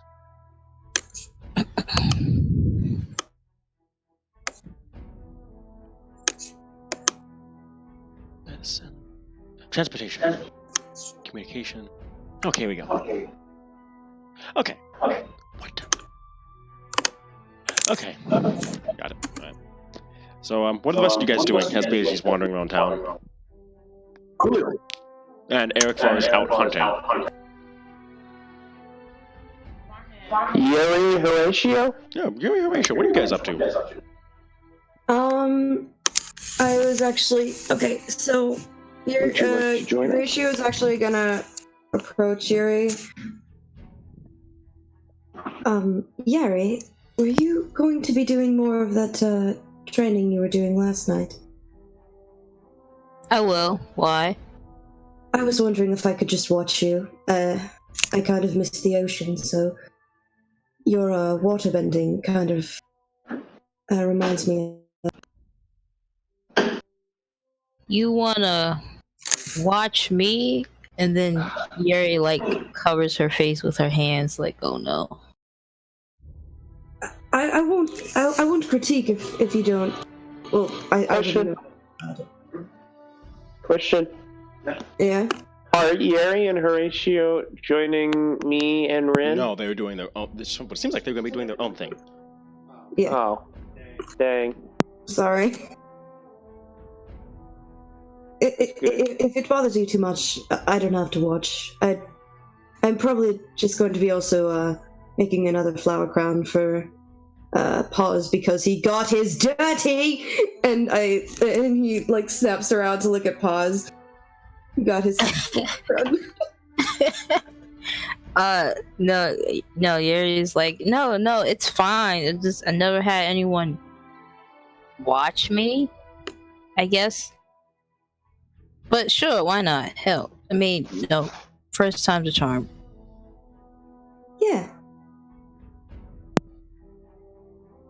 And is there a body of water nearby that There's she the can, river. This town is next. You guys are traveling along the river now. Yeah. Okay. Was that the same river where that being just disappeared? Area. Yep. Eric, roll me to hit 5 times. 5 times? 5 times. For okay. Eric Farr. Whoa. Eric, what you getting up to, boy? Okay, so a natural 1, a critical hit, and everything else above 20. So what I'm hearing is 2 2 dead deer, 3 dead rabbits, and 1 dead. And nope. I'm trying to think because I'm doing the successes only. One bear, and that's it. Yeah. So I said rabbits. So I said 3 deers, a bear, and a rabbit, right? Okay, so I thought I heard 4 deer. Yeah. Was it 4? Did I say 3 or 4 deer? I thought you said 4 deer. 4 deer. All right. In that case, give me a second here. You guys, 10 per, so that's 40. That's a rabbit. That's another 10, so that's 50. Plus a bear. All of you get 150 XP from Eric Var hunting. 100 and what? 50, because he killed. 150 XP because he killed animals. He killed 5 creatures worth 10 XP, and then he killed a bear, which is worth 100. Damn, Eric War. And I would like to sacrifice the bear. Oh wait, hold up. That's per person. I'm sorry. Hold up. Gotta divide that by 6. 25. I'm sorry. 25 XP per person. 45 or 25? Huh? 45 or 25? 25. That's only 1. Oh shit! I need to do subtract. Wait, why'd you take so much? Oh yeah, sorry. Jeez. I was looking at the 6. I was like, -5.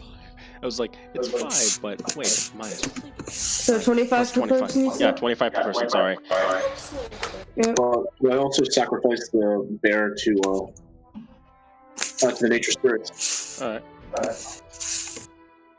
So now, Sorry, still gonna use this XP roll.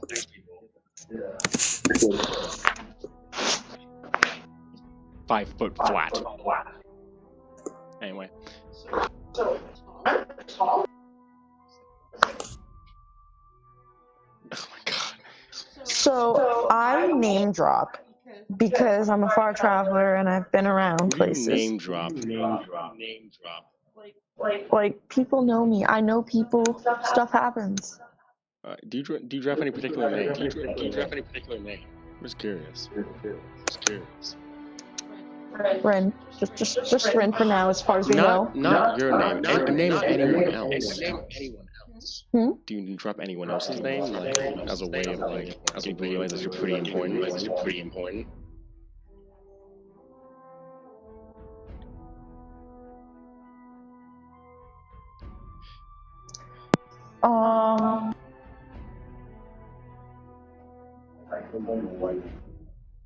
Sure and yes. But the story.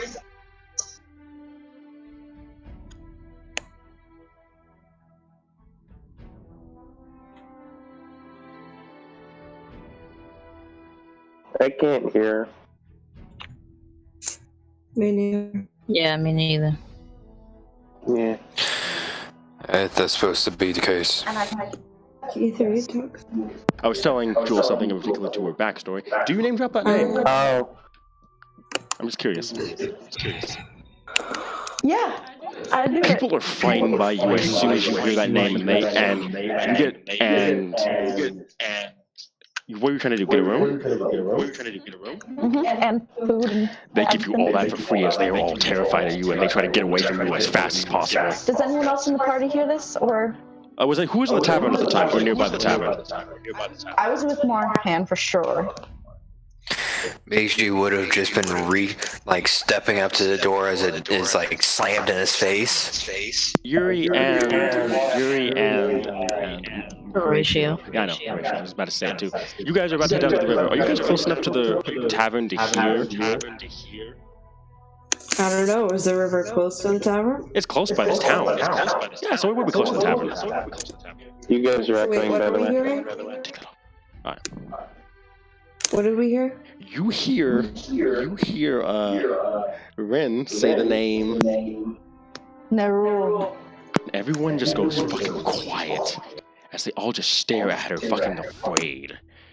And most people What is Nerul? And then for a moment, you know how there was wind and everything? Mhm. Gone. The very air itself stops when she says that name. And there's this quiet, and then there's this cold.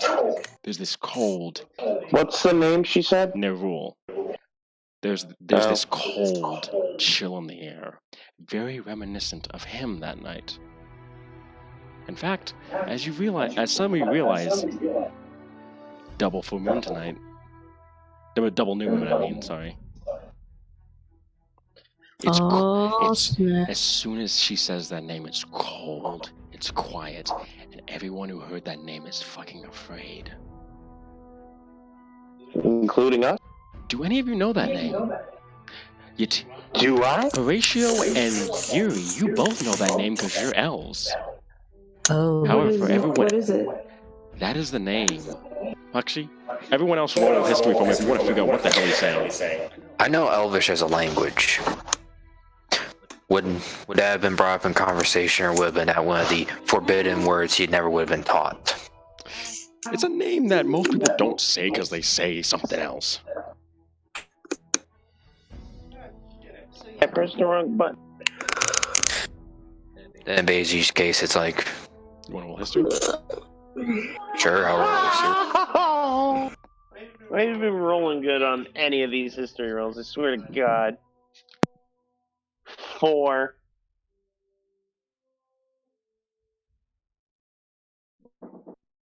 Hello? What'd you get? 4. 18. And Vice, did you roll for this or no? Oh, you weren't at the tavern, so you wouldn't know about this.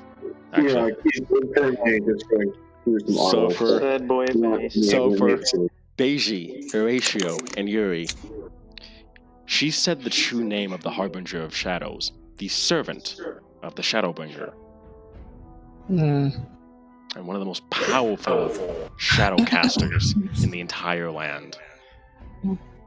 A Shadow Elf as well. And very, very dangerous. As Beiji kind of pushes the tavern door closed from where it hit him, he just rests his hand on his pistol a little bit.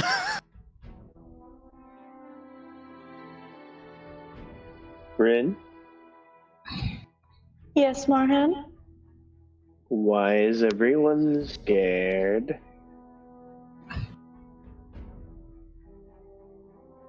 Don't worry about it, darling. Just know that we have a place to sleep and some good food tonight. It would have been nicer to at least compensate them for their hard work. Don't worry, it's compensation enough to know that we're here.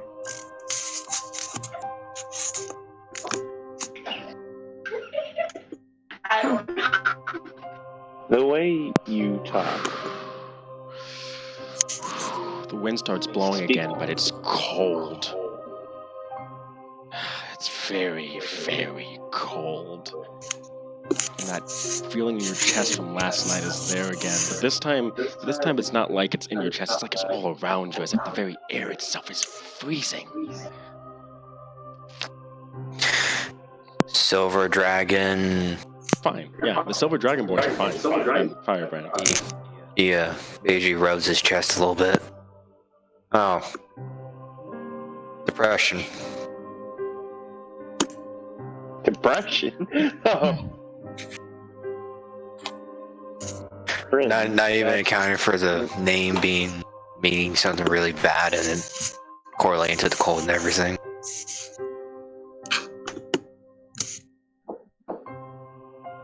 Rin, Yes, Marhan? could we not try to be a little bit more forceful with our approaches next time? Yes, I'd like.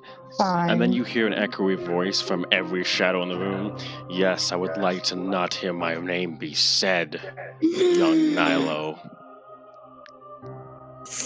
That was only. Do I hear this? That was only. You all hear this, right? That was only for important matters.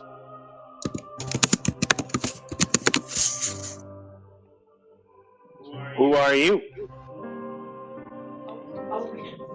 None of your concern. Do we have an understanding, Nilo? Fine. Nice talking to you again. Can't wait for our next conversation. As always. And then that cold air the voice disappears, but there's still a cold chill in the air. And then you hear someone say, "The moons! They're purple!" It's purple. Where's a chalk in his poop?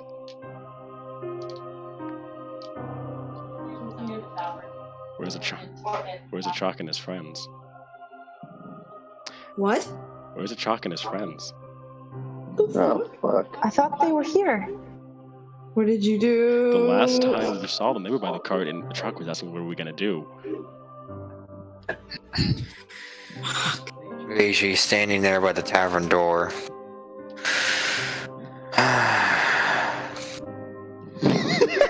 She walks right back out, like, "God damn it!" No, he opened the door thinking he'll come in, and then he realizes we're Chalk and his buddies. They're nobles. They don't even have a fucking piss-stained knowledge of the shadow of what's about to happen. He literally slams the door shut, spins around, and leaves. Yuri and Horatio, Mm-hmm. as you guys are nearing the river, you see across the way him, Oh God. and you see standing across from him a Chalk and his friends.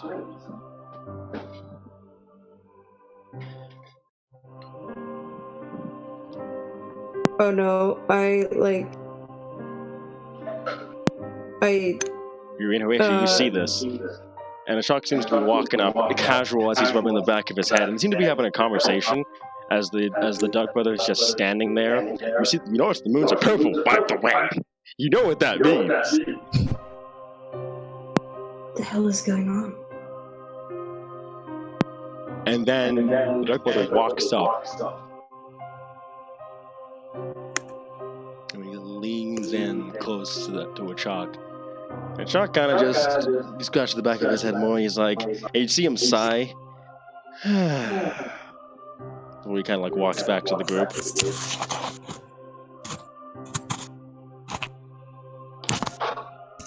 Yuri and Horatio, this is what you're saying, by the way. Yeah. And then he kind of like looks at some of his friends, and he kind of like gives a motion. He kind of like gives a motion of like he puts his finger in the air, and he kind of like whips it around. Ericor, you remember this because you were there when the Dark Brothers' eyes turned purple and the moons turned purple. It was right when he challenged you guys to a fight. Ooh. And you see a Chalk kind of like raise his fingers as he kind of like gives like a spinning motion of like, and Yuri and Horatio, that means wrap it up. Oh gosh. Wait, who's saying wrap it up to who? A Chalk's motioning wrap it up, and he's walking past his friends as they're across the river, by the way. And then there's a stutter.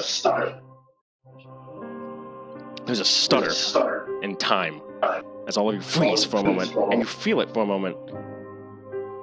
And then you see the Dark Brother on his knees. You see what? You see the Dark Brother on his knees. What the fuck? And Chalk walks back over and kind of just gives a slight walk over, kind of bends down. And he has he still has that lazy smile on his face as he seems to be asking him something. And the Dark Brother under his hood seems to look up at him.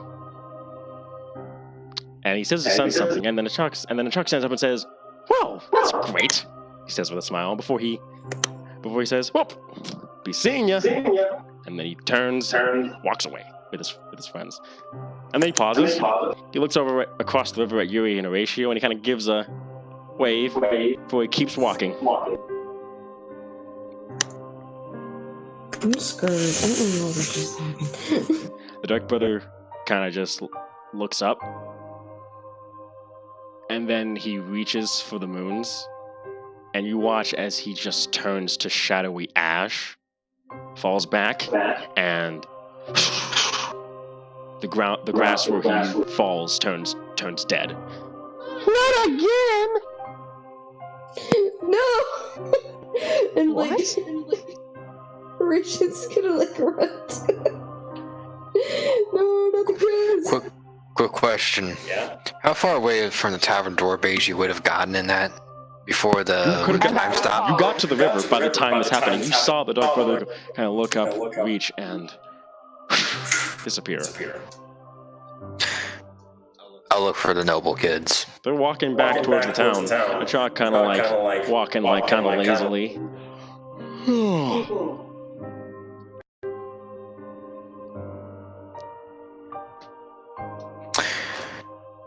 Pedro will mumble to himself, and forget about them having a pristine knowledge of the world. That's when Jack comes over to you two. Comes over to Yuri. Ah, Yuri, we had a fight, didn't we? A sparring match? We didn't have one yet. Would you like to have one now? Oh, but I thought. He's acting fully Huh? lax right now, by the way. Well, I was supposed to go train, but we can do that right before, I guess. He gives a slight bow. Thank you, he says before he stands. You notice that he stripped off his plate armor at this point, as he's just in like a tunic and trousers. It's most wonderful. Okay. It's Jack. And he raises into a fighting position as he looks at you. Where are we fighting at, bro? By the river? Okay. What is everyone else's reaction while this is going on, by the way, as they slowly begin the sparring match? I'm suspicious of how relaxed he is, and Wait, are we there? Rin followed. She would have pulled you along with. Yeah, sorry. Who's, I thought you heard me say that. sparring with Yuri? No, I didn't. Sorry. How closer am I to the spar? Pretty close. Like, you guys were near the river when it happened. Achak and his groups kind of disperse into different directions. But like, closer than 20 feet or farther than 20 feet? 20 feet would be getting a bit close to the fight. I think both of them would notice you kind of be like, what you doing? I think. Okay, so just out of precaution, I keep my hands behind my back so no one else sees, but I spawn my shadow chakrams. Alright. Yuri, roll the hit. Okay. Wait, who's she sparring? She's sparring with Jack. Oh, okay. She can, while she's Why doing is that, the can I creepy music? roll? The music. Is it still supposed to be playing? Yes. Yeah, it was supposed to be playing because in response to... Because the chill's still there, by the way. Still creepy. While I'm doing that, can I roll for, insight to see if, or... Yeah. With an 11. 11. Actually...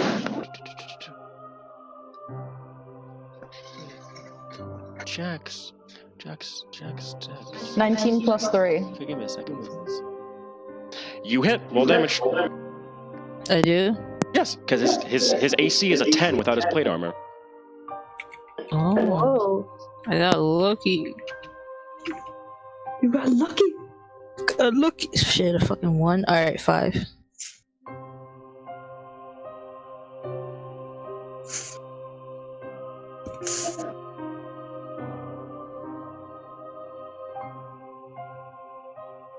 Bye. Keith? Keith, we can't hear you. Oh, Are you muted, Keith? he's whispering to Jules. Oh, fuck. Yeah. Don't tell us that. He's whispering. I'm summoning the cats. Come here, kitty. Come here, Snoop. Come here, Smoot. Come here, Smoot. no, Car, do you remember when we were all on call playing Jackbox and fucking and Goat just started dying laughing looking at the looking at your profile So pic. Yuri, what did you roll? What? What did you roll for damage? What did you roll? A 5. That could hurt a bit. Thank you very much. I like her. And then he proceeds to. She right back. Natural 19. Oh, what? A natural 19. If I added strength, that's 24. Damn, bro. Okay. He punches you right back and boom! For 6 points of damage because he's not proficient in unarmed attacks. It's 1 plus his strength mod. Alrighty. Alright, and roll again for me. Roll it again. And the chill slowly starts to subside at this point. But you notice that Jajo, Cockatainus, and Tamana seem a lot more alive at night with the double full moons of it. Almost as if the shadows, almost as if the prominence of shadows seems to make them feel better in a way. This is some werewolf shit. Well, it's new moons, not full moon, so. It's similar. Alright, with 21. a 21. Full damage.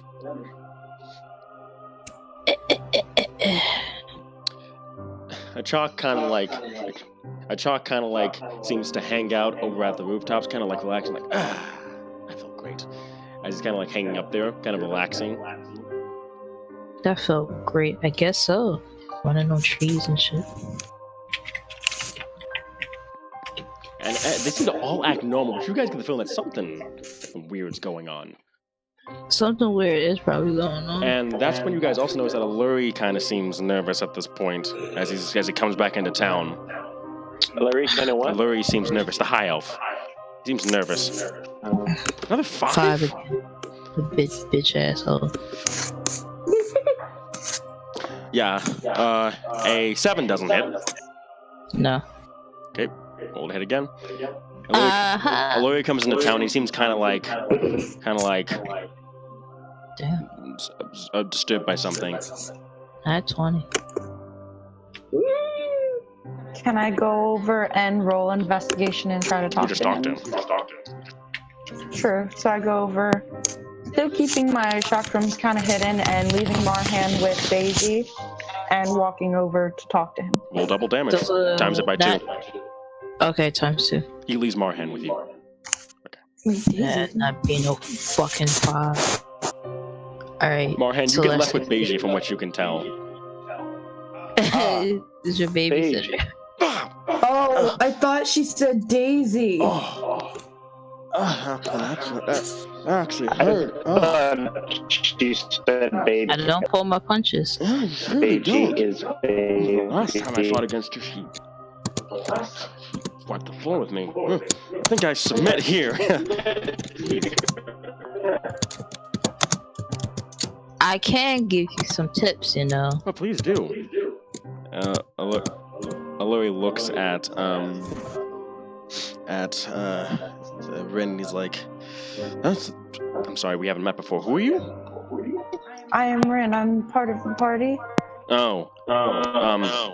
Have you seen Albion anywhere? I need to speak with him.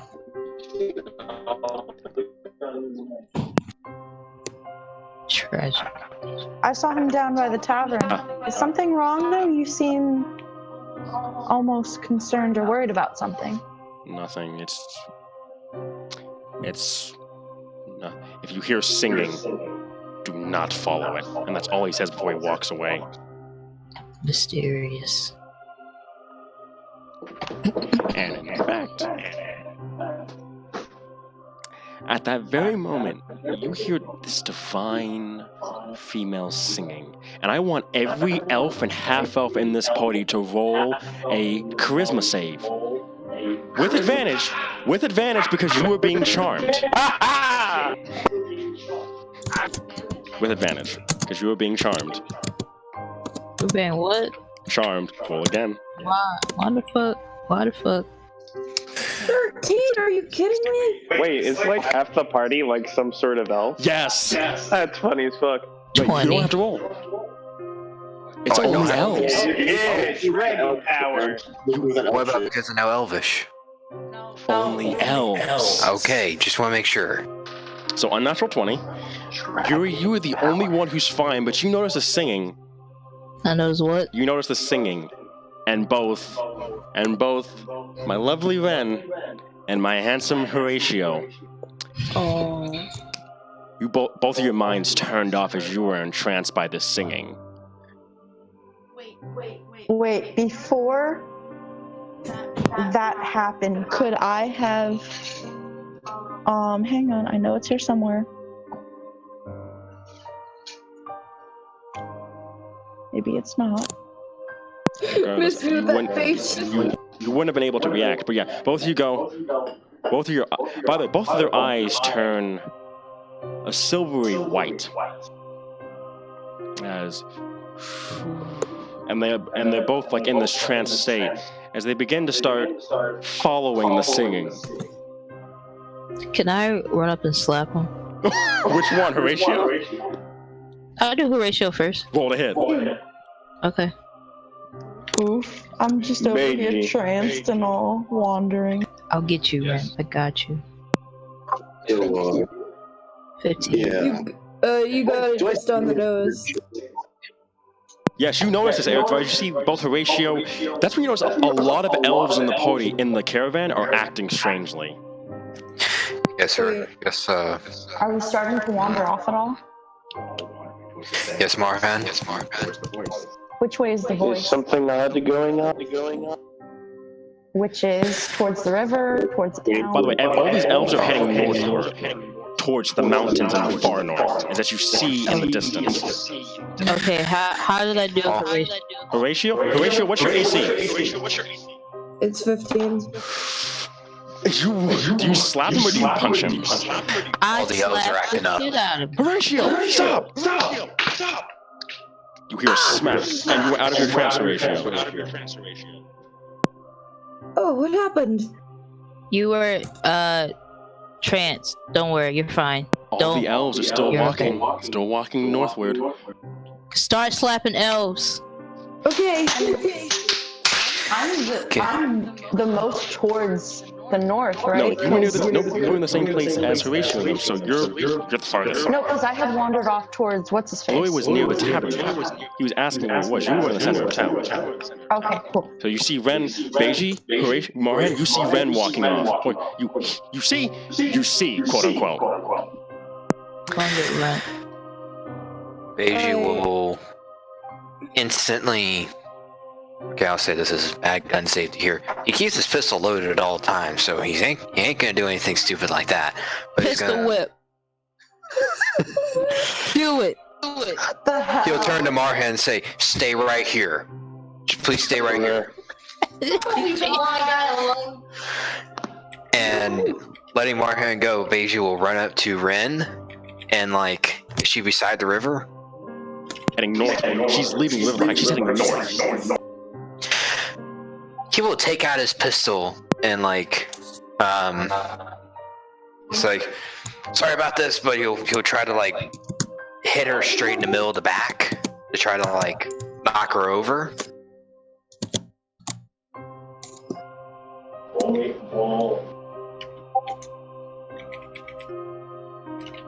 Ableist. Just joking. Yes, Marhan? Can I cast thaumaturgy to make really loud noise to help the other elves out that aren't Ren? Yeah, can I just go up and start shoving them down? I mean, there's no real role. Can I start slapping people? So you hear Marhan just take a deep breath, and you hear, "Stop!" Oh fuck! And most of the elves just you hear as all those silver glowy eyes just blink out across the entire town until most of them are gone. But 15 people have gone missing. 15. Ren is still wandering northward towards one of the shadows. In fact, fuck no. You see Beiji break his pistol in half and like shake out his 4 bullets. Yeah, I'm gonna fucking hate myself for this and put it back together, and then putting the barrel right beside her ear. He's gonna discharge all 4 barrels at the same time. Wham! Wham! Wham! And Ren, you are broken out of your trance. And you have a nasty case of tendinitis. Beiji, if that didn't work, I was gonna cast blindness deafness on her. So. Wow. Wait, y'all couldn't just slap her. You hear the singing, but you're out of it now. Y'all could have just slapped her. I was going to slap her. Do I hear this? All of you hear this. Can we tell where it's coming from? It's coming from everywhere. It's coming from every shadow. Oh, fuck is this shit? Stop singing! I could hear it. Could I sort of sense, like, we were all heading north. Ren. Straight down.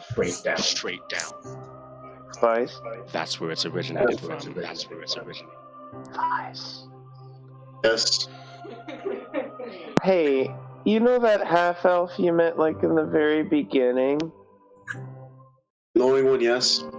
Yeah. I wonder how he's doing. How is he doing? I don't know him. You do. So Nerva was broken out of this, and you see him like cut up on a ball on the ground, just crying right now, like he's having a panic attack right now. Who broke How him am out I of it? reacting? You're you're broken out of your chance.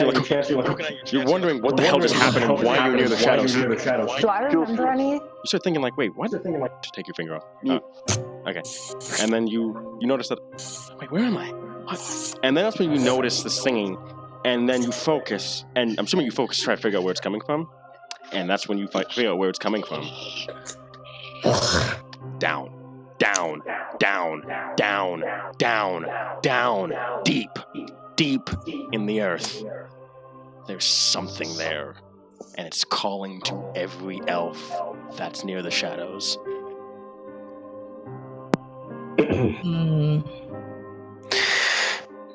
Beiji's gonna look at Ren. By chance, where were you going? I kind of just look off towards the closest shadow and like stare into it for a minute. Down. Beiji drops his pack, pulls out his rope, the one from like his pidden rope. And Ren, you will clearly see him like gearing up Allura kicks open. You hear the door open in the tavern. Allura kicks the door and says, "Don't go into the shadows." You know, he's the only one that never got affected by the singing. He never came outside. Who's this? Huh? Who is this? No. The high elf, right? Yes, the high elf. What's his name?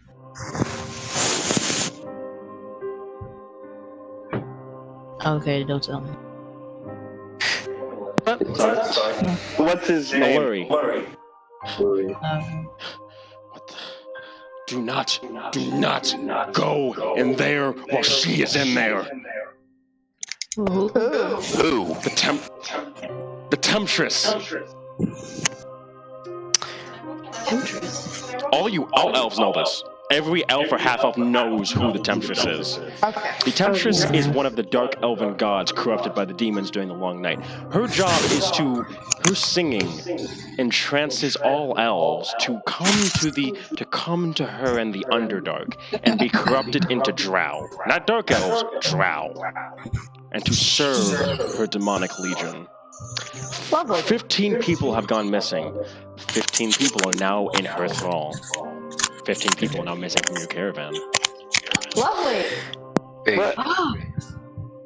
I imagine Hilari's like about 30-40 feet off of Beiji, or Beiji's just gonna look at the high elf and like, I'm a dragonborn.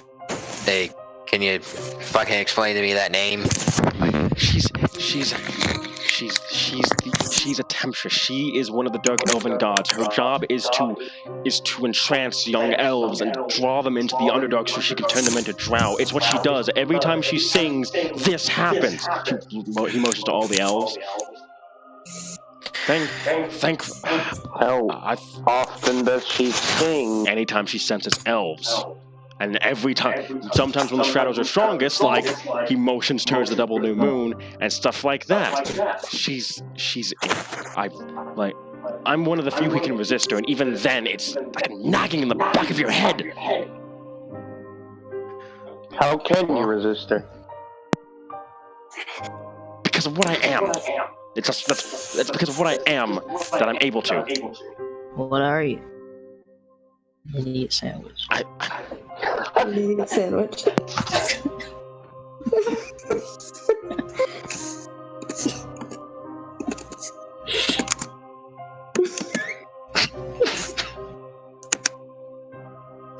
Got it. I snagged it. You whispering at Jules again? No. Anyway, okay. I just am not affected by it. That's all I can say. Mysterious. As Alori's like going on about this whole thing, Beji's still like tying a rope and pushing the pin down. Beji, there are hordes of demons waiting in there for you. If you go in there, you are not walking back out. That's the exact same thing the drill sergeant of my father and mother said during the Draconic Demon event. I faced those things. They are unlike anything you've ever seen. What the drow have, it is monstrous. Is this something we could actually face if we all work together and tried, or no? It's a situation of you guys walk in there, you're walking into enemy territory blind. Like, you're going... All of you! I took damage, so that's probably not a good idea. God damn it. Fuck. Trust me, I faced those things before. Hell, I've had a few fight alongside me. Do not do that. It's got a point, Beji. What's going on? You see, Beji puts a fist on his hand, or a fist on his hip. After a couple minutes of him just standing there and thinking, you see, he yanks up the pigeon. Oh, thank God. Oh, thank the Maiden Mother. And he looks at Lori. You do realize the next time, if you are not around and I am much older, much more experienced, I'm still going in heads first into that situation, correct? Trust me, you don't want to. I've been there. I never want to go back. Weak. You've been there. I never want to go back. But you know the territory, and you know what we're facing. He pauses for a moment. He realizes that everyone's basically... He basically realizes that everyone's basically distracted for a moment. He looks at Ren and Beji, and then for a brief moment... All of you on mute, for the most part. Can they not hear you? Okay, good. He puts a hand over his eyes. He moves them lightward, and you see... Bitch. I see what? Not anymore. He ain't gonna tell us. No. Are you telling the other people? No, I'm telling no one except... Oh, damn. He ain't gonna tell us, guys. Bitch asshole. Bitch asshole. It's so rude. I wanna know. This is so convenient, because I can't hear like a fucking word he says. So anyways, you were talking about that thing. So anyways, I started swinging. I'm trying to call Vice. Stop. Trying to summon How do we summon Vice? You leave breadcrumbs. Breadcrumbs. Breadcrumbs. What do you think Vice is? A bird? You leave meat. Meat? Meat. Bacon I strips. got... Wait, no, you leave drugs for Porzark. For yes, Dang. thank you. So to call Vice is not... It's more like... Thanks. He looks at Come get your fixin'. Beiji just simply looks at Luri and Trust me when I say that whatever's down there, there's a good reason why I'm telling you not to go Come there. get your juice. I was about to say that. I kind of lean toward Beiji just to make sure he doesn't do anything stupid. everyone just sees Beiji pack up his gear. He starts walking towards the tavern where Aluri is standing outside. I follow closely. He just comes up to the high elf. It's inside. Does there happen to be a wizard in there? Yeah, there is. He's not looking at you, he's looking away.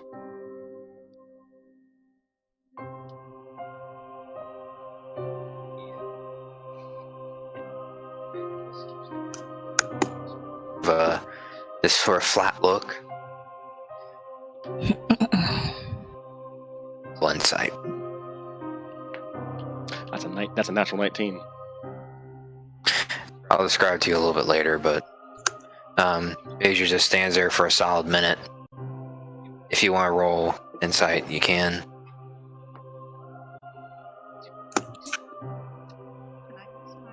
Go ahead. 19.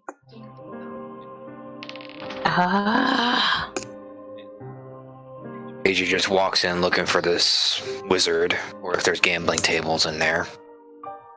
I'm still following Beiji closely. And with that, the night of the 27th of the month of Elso comes to an end, as you are now 15 people down. I wonder how many more you'll lose. As the morning of the 28th comes around. Hey, fuck you, man. Hey, I'm playing this more like a normal DM, where only certain people get to know certain things if they're there. I respect that, but it still sucks. Okay. I kind of just, no matter what now, I'm kind of gonna stick with Beiji as much as possible, I think. I want to talk to Marhan, old man. See Well, how are you he's going doing. to do your training? I am. She You trains did every day. promise me. Alright, you did say I could watch. Right, even though you're technically not watching, but yeah. Hey, Horatio's watching. Killing shit. Horatio's different. I allowed him to, Your fan even base though has he has increased. good eyesight. You don't have good eyesight, Marhan. I like stiffen up when she says that. Wait, what? No, it's just the eyesight, like, cause like I don't want him to. I don't want Marhan to get insulted. Oh, is he insulted? This is out of character. No. Okay. Yeah, this is all out of character. I don't know what she's doing in character yet. Oh, okay. Like, does she kind of just lead us to the river or something? Yeah, she can. She will. Yeah. Alright. She's like, follow me, don't get lost. Sit down by, I'll just kind of follow Horatio. If Horatio's willing to just, like, hold my hand. Yes, hold his hand. Yeah, I hold his hand. Okay. This funky old man. Alright. No, he smelled good. No, not like that way, but Oh no. Eric Farr, are you going to join us? Oh, is it her sparring? No, she's trying to do her water stuff. Oh, okay. In the meantime, I'm just gonna be helping my friend. Very well. Oh yeah, I take Marhan's hand and I put his hand against Paz's side. So like, cause he's walking with us, and so he can like feel him as like we're like walking down over there. Ah, yes, I have been told you had a lizard with you. Yep, he's my bestie. You must I have just liked wish him he would very keep much. his belongings clean. Like Paws just like blushes a weird lizard blush and like looks away. There, I'm sure he's trying his best. He is. Okay. Speaking of which, I was about to say. Yeah. So what are you guys doing right now? Are you guys role playing the night? we're role playing Yeri training. Oh. Yeah, I'm training, bro. Would you like to continue? Alright. I can wait for a little bit, and I don't have to do the time skip until morning if you guys want. Yeah. Well, let's see it. Yeri, hit us. Let's watch the training. Let the training commence. Okay. Alright. Then Yeri like takes off her shoes and rolls up her trousers, pants, whatever. Mm-hmm. And she like steps in the water. She kind of blushes a little bit because she's like, "Oh God, people are watching me." But you know, she starts practicing by trying to get a feel with the water and going along with the waves, remembering what her teacher told her before she left. Oh. Okay. Is this anything on Keith's end that we need to know? Or Sen's end? Excuse me. Like, do you need to roll anything? I don't know. For training? Yeah. Just training, bro. No, you don't need to roll for that. I'm just like leaning up against Pause as I'm watching her Once again- do her thing. Once again, you can't master fire and air, as you know. Fire and water. Yeah, fire and water. I'm sorry. Yeah, fire and water. Air and it's air and earth that you're good with. Yeah. Sorry about that. Okay, Avatar. She literally is a monk of the 4 elements. I thought we established this. I am the Avatar. You gotta deal with it. Trained by the other Avatar, the Sea Warrior. I'm kind of just sitting crisscross applesauce on And that's the like- beachhead. Oh yeah, and like as Horatio is watching her, he's like got this like goofy grin on his face because he's like happy to see her do her thing. You got this. Oh, y'all so nice. Mm-hmm. Go Yuri. And Yuri. Shit. Yuri still doesn't get it though. She gets frustrated and she like kicks a rock in the water but hurts her foot, so she's like, oh my god freaking, she can't swear, so she's Are like, you right? she's like, oh no, I'm fine, just the rock Are you hurt. trying your best? I am. Well, I guess that's all we can ask for. Yeah. I kind of like, I get up and I like kick my shoes off. And I like get into the water too. You I don't gonna wanna train get with my- me, Horatio? Yeah. It takes Marhead, off come his shoes. join. Alright. Kinky. I'll see the best I can do. Oh my gosh. Alright, and I'll join. I'll probably bring the Warhammer with me so I don't like fall and die. Pause I could is use it gonna to run prop in the myself water. up.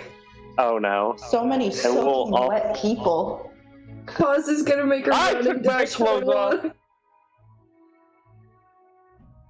Alright. And All I guess y'all we'll train stripping. together. No! Not I have my stripping, pants on. bro. Okay. Got enough Oh. But he is shirtless. It's so hot. No, JK, bro. Half Stop. naked, soaking wet people. We shall train together. If you guys can bend water, I'm gonna be so mad. Oh, I can't do anything like that. But I can... wait. Can I do anything? If you put enough hard work into it, anything is supposedly possible. Let me see. Unfortunately, I spend all my physical, mental resources. No, I can't do any water stuff. No. But I can do this, and he splashes you in the face. Cheap move, Horatio. Attack me! Attack me! Yeah, she like splashes him back. And he like splashes you again. I am a vagabond. I'll also splash Marhan too, but like, not so he'll get soaked. Now. You're starting to remind me of my children. You got kids? Oh, we have children. I also got this, and I'll cast Thaumaturgy to put a nice gust of wind into the water and splash you. Oh! Oh, shoot. Oh god, now she's just like soaked now.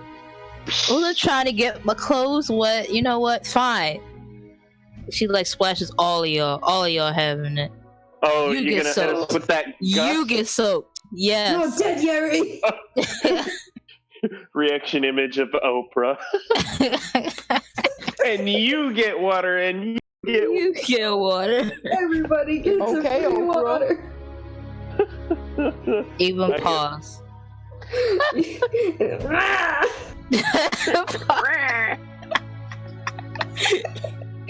thought Keith was gonna be doing the sound, so I was just like,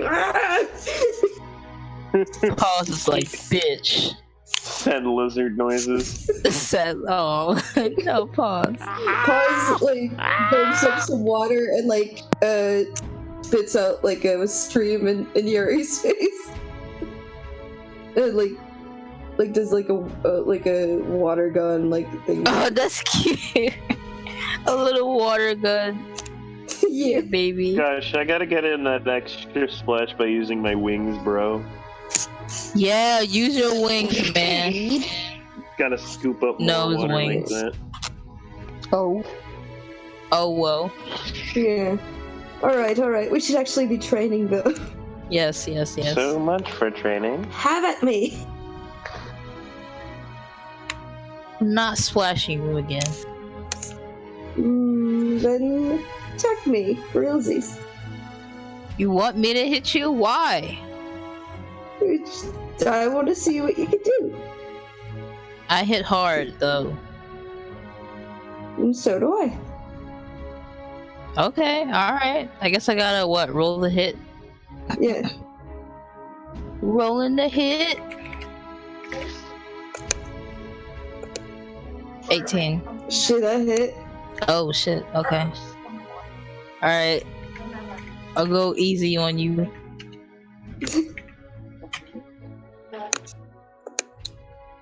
Come on. Come on, dice. Oh, I got a 5. Okay. What did you hit me with? Your waterbending, yeah? Well, with my fist. Oof. Alright, that worked. Are you good? I didn't crack a rib or anything. Nah, I'm good.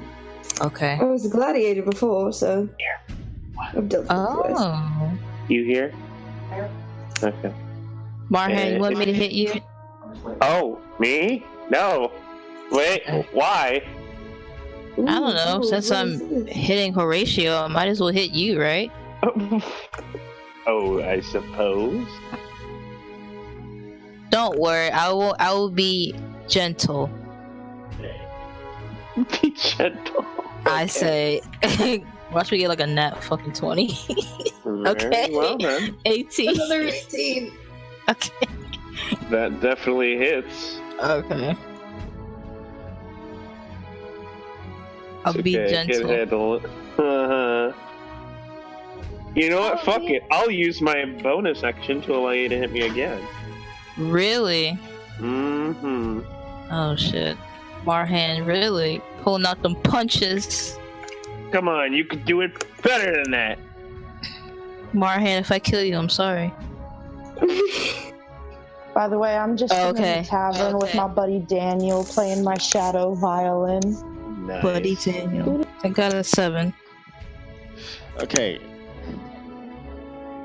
At some point, can we get close to wrapping this up? Kind of like this sounds fun, and it's fun, but sorry. If anyone from the NPC group wants to join, they can. No, it's not that. It's more like the next day's kind of important at this point. Yeah. Kinda, Okay. Are you guys good with that or no? Because I don't want to cut off your fun. If They good? Are you good, Cookie? Or Yeah, that's fine. Are you sure? Like, feel bad. No, it's fine. It's good. I just, I'll just say, like, after I like tried, I failed to hit Marhan. I'm like, okay, well, I didn't want to hurt you, so. Okay. Okay. So, you guys. So next morning comes around, and everyone's kind of getting ready. Some people are crying because they lost a few people that they knew. But every NPC that you've met is kind of still there. Some people are more frazzled than anything. Alluri immediately, like, he spoke to Albion, she shipped out ahead to, like, he kind of, like, spoke to Albion for a bit, and then he started checking, like, at the outskirts of the town.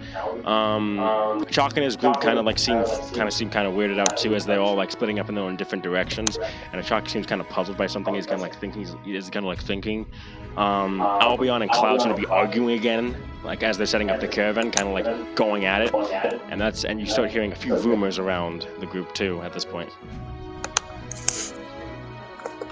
Everyone got a long rest. Still. And with that, I'm gonna go to Albion and Cloud, and because I'm so pissed at them arguing, I'm gonna cast Calm on my friends. Ow, that was a bad idea. Okay, so yeah, Eric, your hunt's been pretty successful, and you got yourself a new pair of hide armor on top of that.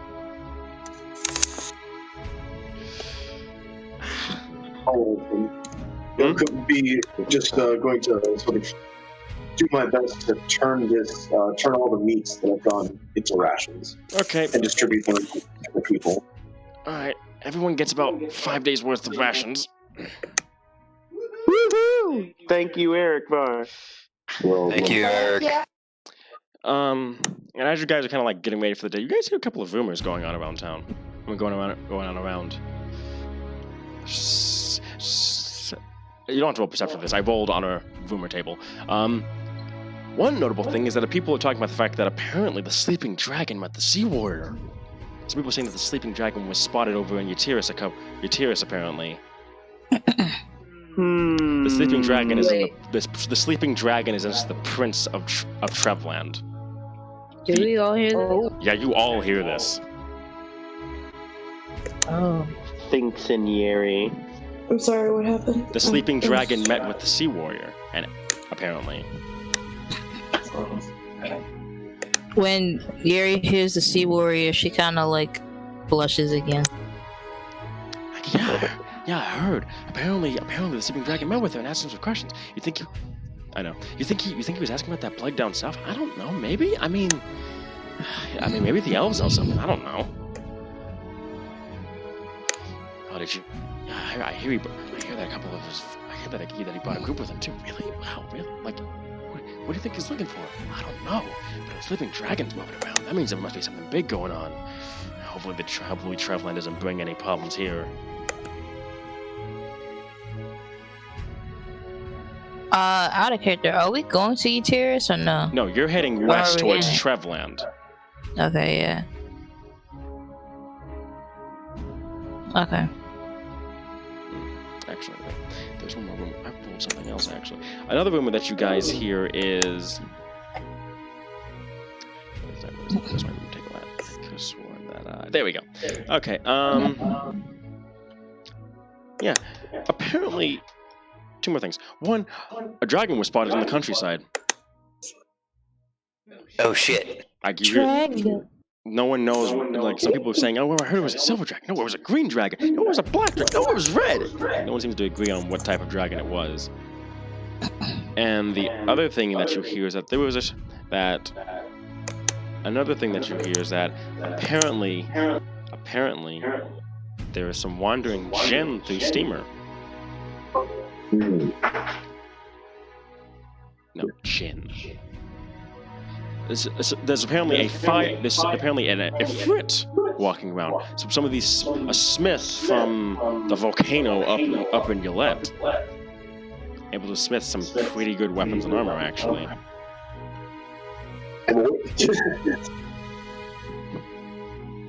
Yeah, those are the main rumors you guys are hearing. Sleeping dragon, dragon spotted, and wandering genies or jinn. Sleeping dragon, huh? Jock kind of thinking about that. I wonder what he was up to. What do you guys think? Jock says, speaks to you, Goob. About which rumor? The sleeping dragon one. Asia just kind of shrugs. Asia just kind of shrugs and is like...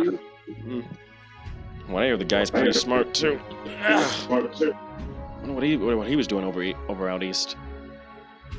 You're a student of the Sea Warrior. What do you think he was asking? Cool. Machak asks you. You're the servant of the Sea Warrior. What do you think the sleeping dragon was asking you? I'm not really sure, to be honest. She's kind of a mystery. But you trained under her. I think you know her a little better. Well, I do, but sometimes she still does things that, and Yuri kind of like twirls the strand of her hair just a little bit with trailing off. His electric blue eyes seem to look at you. He's kind of like scanning you for a moment. He's like, okay. He gives a bit of a lazy smile. Well, nice try, I guess. Yeah. Where's on at? He then gets up, puts his bow on his back. Alright. Joe, get out there. Stop creeping in the shadows. Let's go. And you see Joe kind of like pop out of the shadows and follow behind a chalk.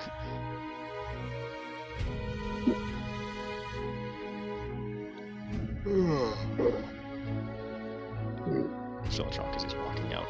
But anyway, you guys kind of eat breakfast for the day. Which is still on me. I was so afraid of you. As you guys, I just smile and wave happily and cuddly to people. After breakfast, while everyone's like gearing up to leave, smile and wave, boys. Smile and wave. Eiji's gonna head back to the general store. And also, if he sees Alluri, well, if he even sees his back, he'll glare at him while he keeps moving.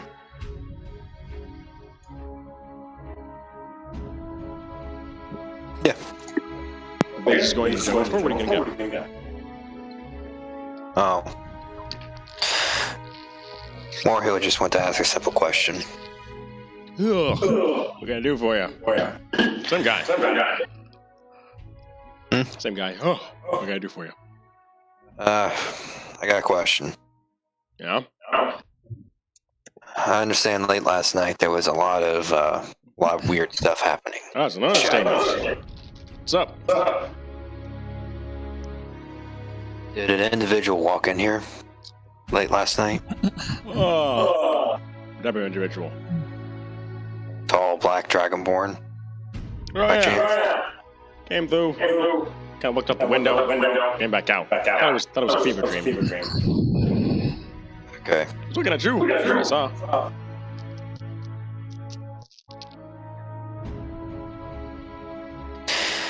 Didn't buy anything. Didn't ask any questions. All I heard was. Damn it! Dash, do it.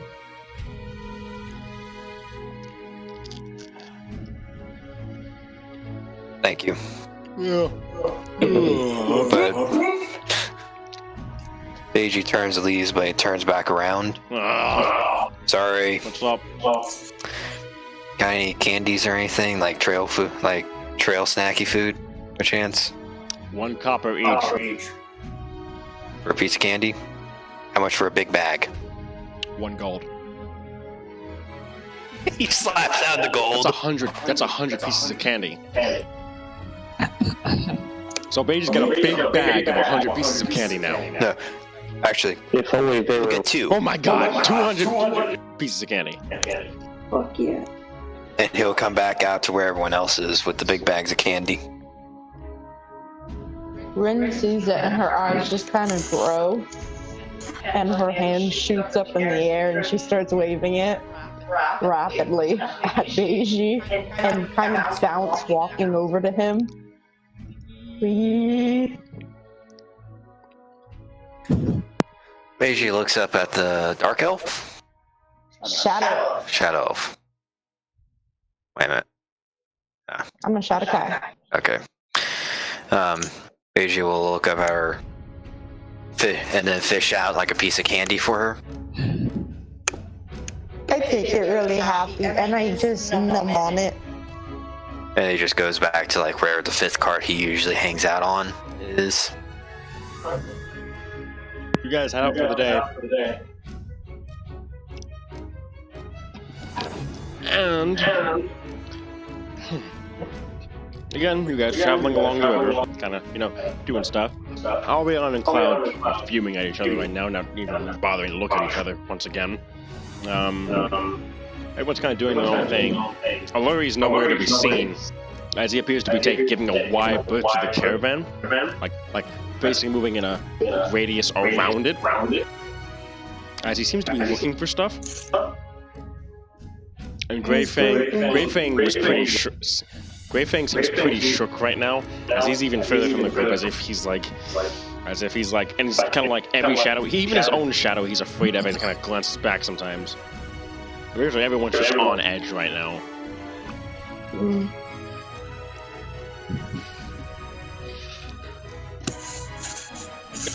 Seeing that everyone's on edge, I just kind of sit on towards the middle of the caravan, and I pull out I form my shadow violin in the air again, and I start playing it to try to comfort everyone. Daniel kind of joins in too. I bring out my loot. So, roll performance for me, Horatio. Okay.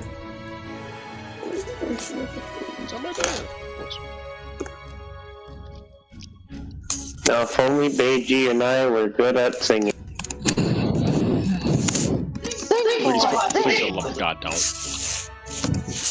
Huh? Please, for the love of God, don't sing. 18. Okay. Oh, we're not gonna sing. The 3 of you, 2 lutes and 1 violin, seem to come together in this cacophony of absolute beauty. Yeah. And Beiji seems to be coming with some knee slapping. Yeah, I'm moaning. Come on, just let's play Cotton Night Joe.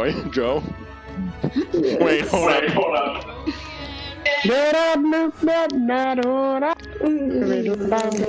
Oh no, I gotta do it now. I gotta do it now. Oh my god. Wow. Because they started. We need Vice singing it though. My man, Eric Var. Anyway, so like the caravan's mood seems to be a bit better at this point. As everyone, as the music seemed to be kind of everyone kind of. Real quick. Yeah. People beating the shit out of each other here. Huh? Who was that, Eric Var? There aren't enough people beating the shit out of each other yet. There's not enough people beating the shit out of each other yet. As the happy-go-lucky music starts playing, or starts to fill in the air, Beiji's gonna take like his 2 big bags of candy. He's gonna say, he says to those in the cart with him, "I'm sorry, this is meant for like me, you, and like anyone else that's close by." How many kids are around? Plenty of kids? Oh, Beiji, he's gonna hide one of those bags. Toss it in the air. Well, he's gonna hide one of the bags in the cart. Or like, if he's sitting with Velky, he's gonna hand it to her and say, "Don't let any kids near this." Not even. And then like, he's going to jump on top of the cart, and he's gonna see where the largest cluster of kids are. Oh god. And they're kind of close to me. I like this. Because we're playing music and stuff. It's gonna take a big old handful of them and just chuck it straight over towards them. They rip this fucking this bag apart. And candy goes everywhere. I see the candy flying. I put my violin disappears out of the air, and I kind of just wrestle some kids. Oh my! You guys see this 24-year-old wrestling kids for candy? I'm a kid on elf standards. And now I changed the tune to "Who Can Take the Sun?" Hey, can I sleight of hand that candy that's in the Full sleight of hand, everyone. I'm gonna try and go for that candy. My hand is just kind of on a kid's face, pushing the child away. Because he mixes it with love and kind of makes like the world he kind of taste tries to, but then he realizes, I'm probably not fast enough for this. He just pulls his hand back. I'm not that brave.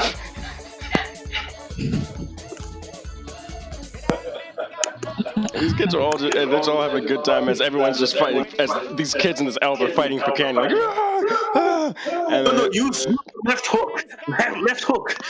And then, Eric, are you close by when you say that? One of these kids right hooks you right in the kneecap. Oh, there it is. There it is.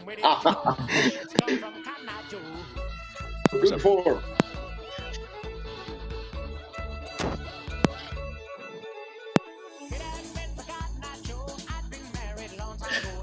So for the most part, you guys are just having the kids are having a good time with this, and like everyone's kind of like on a better mood than last time, as it were, and on the last time as it were, and everyone's just having kind of a good time as things are going on.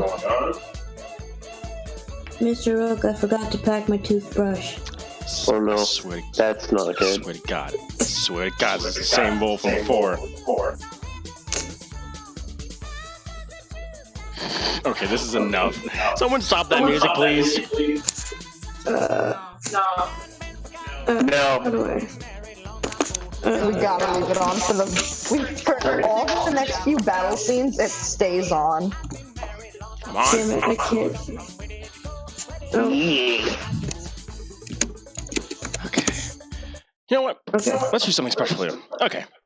So you guys are wandering through, and you come and I got the perfect thing for this. Where's it at? So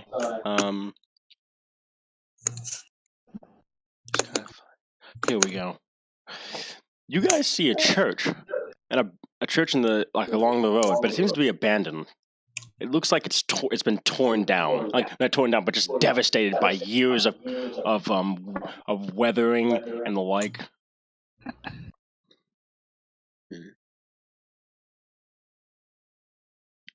Oh, look at what they've done to this. Stone is made of.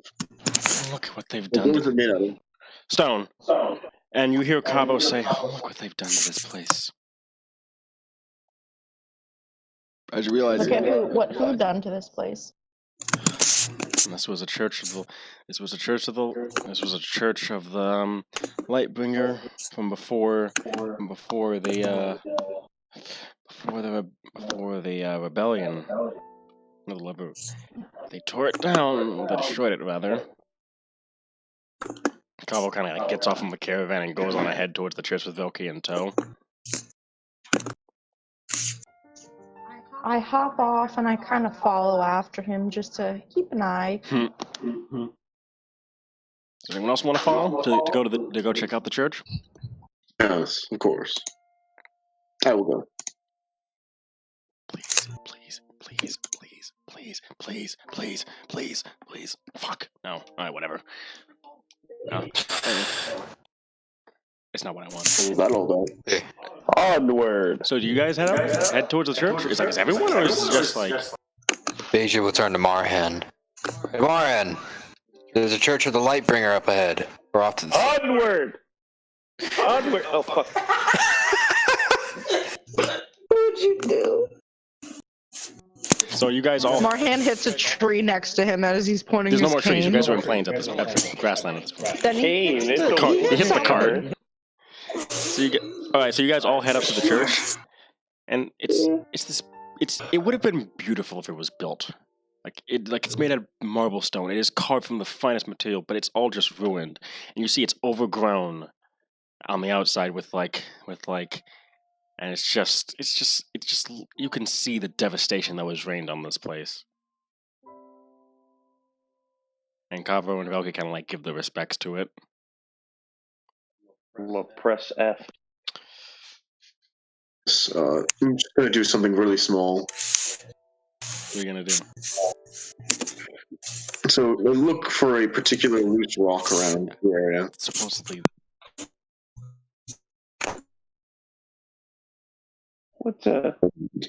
I would like to.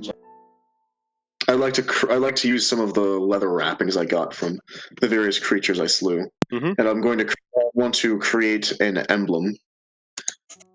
All right. Just a bit of a.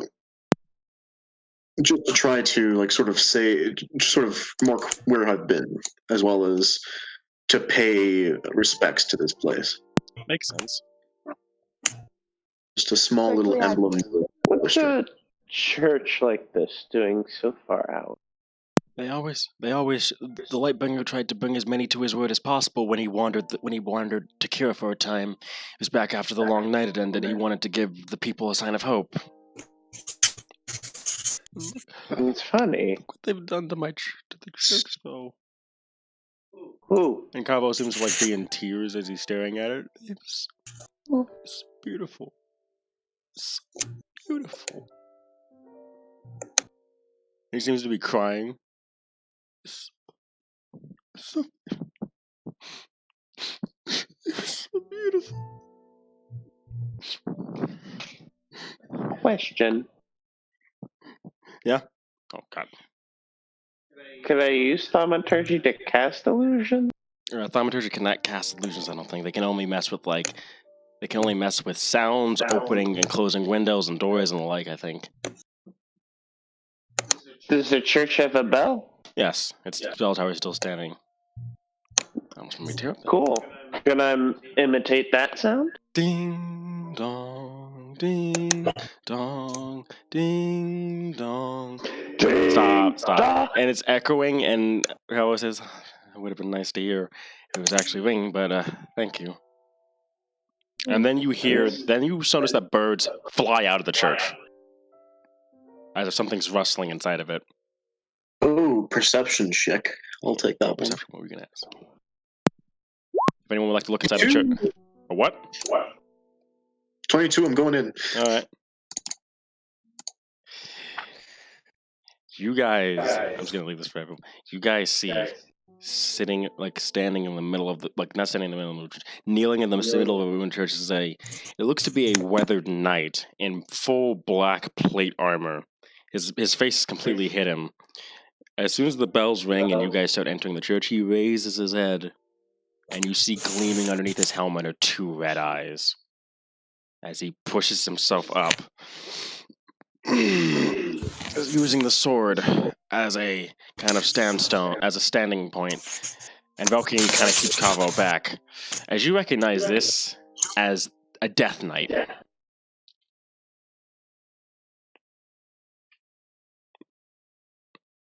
I take it you were here to pray? No. I am here to serve the purpose that I could not in life. Which was... to defend this church, if you have come to harm it in any way. We've only come to pay respects, sir. He stabs the sword back into the ground, one hand holding onto it, the other hand on top of it, and he falls to his knees.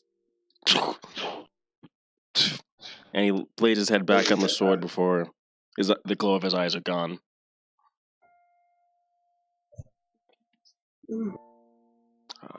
Crafting check, so just proficiency. So strength plus proficiency. Interesting.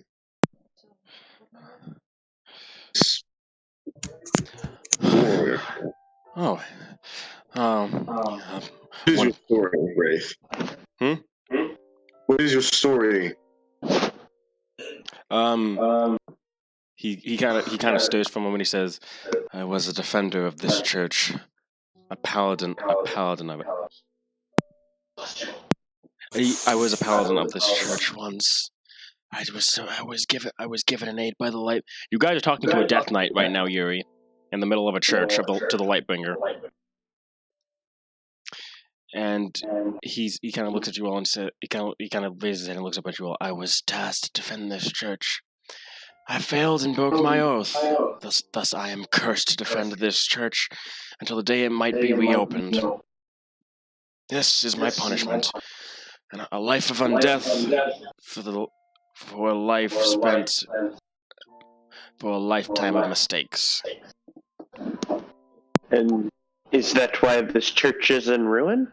No, it isn't. It is in ruin because no one dare try to reopen it until no one has tried to build it back up. I am just here as its defender to turn away plunderers and bandits. It has gone. And then he motions to the numerous skeletons just littered around the church. Many have tried. And you no effort to rebuild it yourself? He looks at you and he says, "I cannot. I was tasked by the Lightbringer only to defend. It is up to the will of his living followers to do that. I cannot stray from my duty.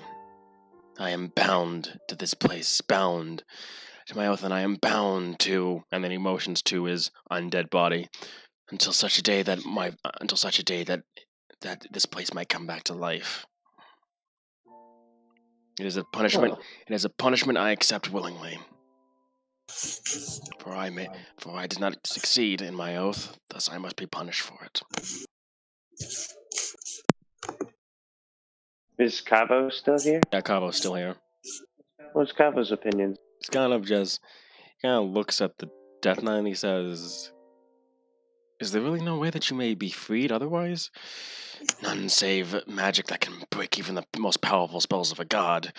And even then I dare not risk the wrath of the Lightbringer on that man. Thus, I am here to stay until my duty is done." Well, maybe one... Frazier will speak up. What is your name? My name in life was Theron. Theron. What was your last name? I was only Theron, the Oathbringer. Now I am Theron, the Oathbreaker.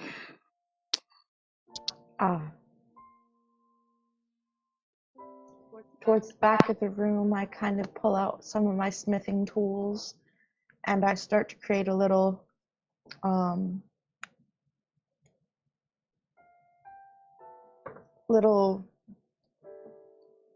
thing that represents the Lightbringer. You smith the symbol of the sun. Take it off. In the church, and Theron says, "A reminder that his light is always there," he says as light starts pouring through the holes on the top of the roof now.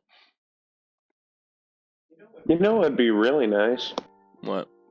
If I had either prestidigitation or mending. Because I'd start cleaning this place, but I guess the best I could do is try this.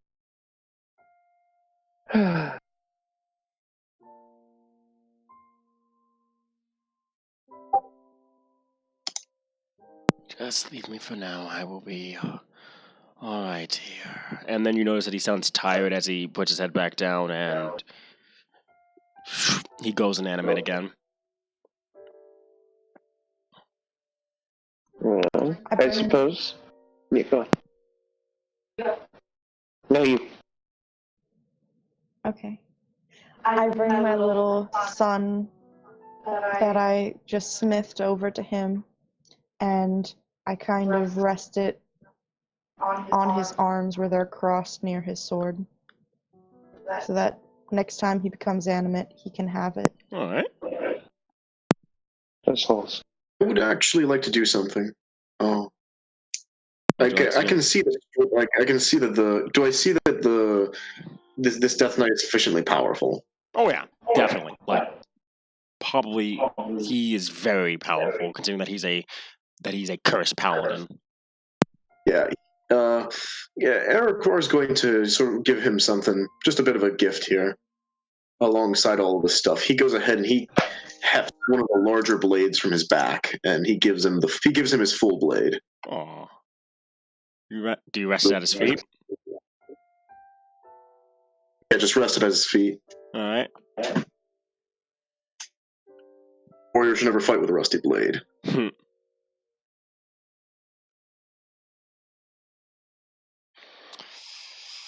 Is there anything else you all would like to do while you're in this place? Fuck, I want to gift him something, but I don't know what I got. Veiji, he still helping Marhan.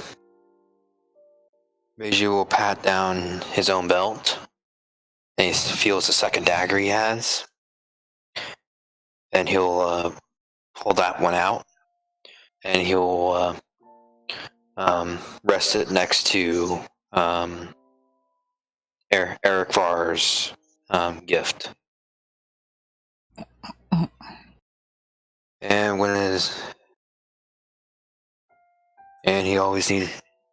and a knight always needs a sidearm to help himself.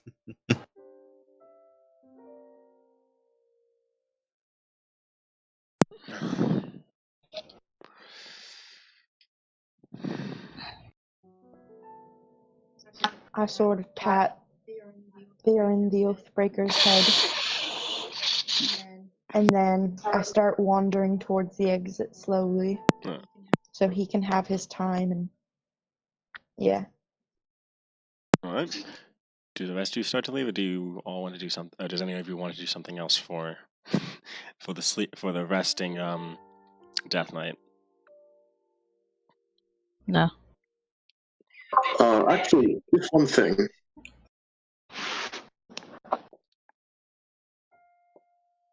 I'd like to ask the Oathbreaker if I could indulge him in like just a bit of a sort of a small little challenge spar, some type of duel, just to test his skill. He's inanimate though.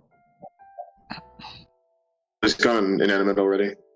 Yeah, it was when he was saying I was so very tired. When you laid at his feet, basically he basically just slept with that. You could try and wake him up again. He didn't respond to Ren patting him on the head, but you could try and wake him up.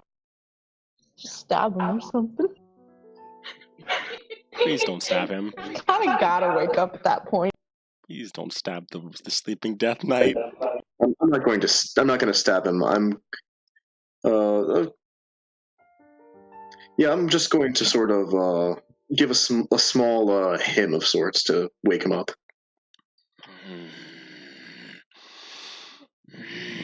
He then wakes up and he says, "Oh, you are still here."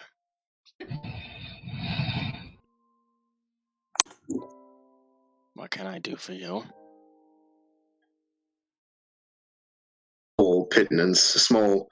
I'm a pilgrim, but I am not of the same faith. But I would like to see the metal of a Lightbringer servant to myself firsthand. Does he see the little sun I made him? Does he like He does. it? You see it. He kind of like puts it off to the side, and then he stands. I've never been challenged to combat by someone before who was not trying to steal from this place.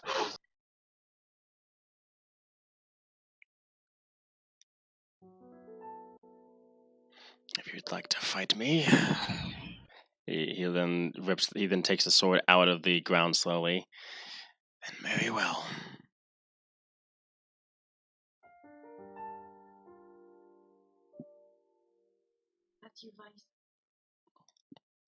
He's letting you have the first move. Right. I kind of pull everyone back a little. And Eric Vore is going to take that wave of his, and he's going to try to see if he can get a shot in with a glaive strike. A 19 does not hit, unfortunately. As he parries the blade. with a quick swing, as you hear the sword echo through the air. And then he chooses, and then he brings back his sword, and he asks, "Do you really wish to do this?"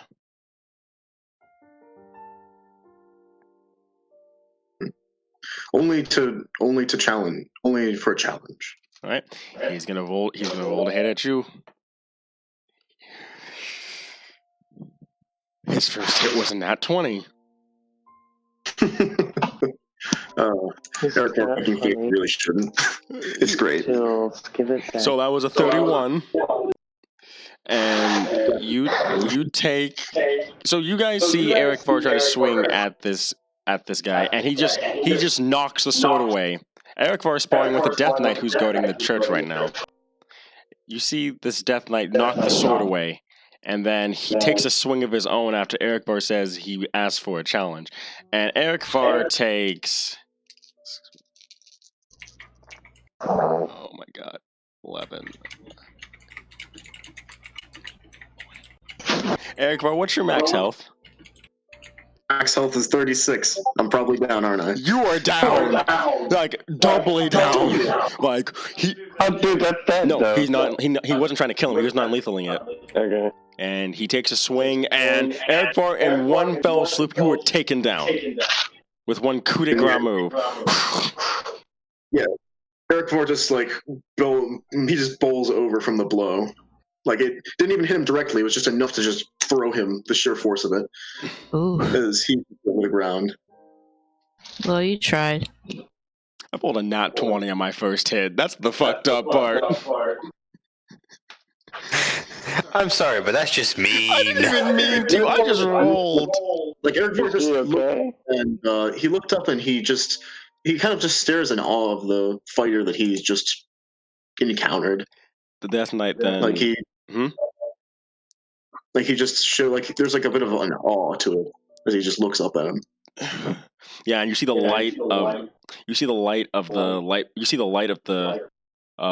then that's when you notice that the sun statue that was broken in the back of the church starts to glow, and Ren's sun symbol that she made gets pulled into it, and you see it glowing with, like, the entire room is filled with light as you see, like, this Death Knight covered in the glow of the sun from before he just simply falls to his knee, before he stabs his sword into the ground again and falls to his knees.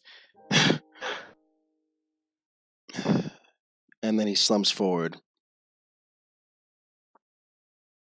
But this time you notice that the full blade is now on his back as you hear birds singing as they come in towards the church.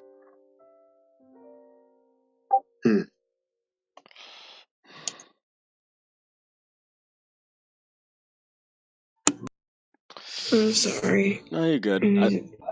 Actually, we are 3 hours in, so we could pause here if you guys wanted. Just one more. You guys can finish off your stuff. Night, guys. I love you. What do you want to do, Eric Farr? You too. Just wanted to give a small little, like a small kind of, it's like a cross-armed bow to the Death Knight. Kind of a sigh as he just kind of gives a small dip to his head, nodding before eventually leaving the church. All right. So my question is, do you guys want to keep going, or do you guys want to stop for the night? Yeah, I have a feeling that it's stop for the night. Yeah. All right. Oh, Cookie left. Wow.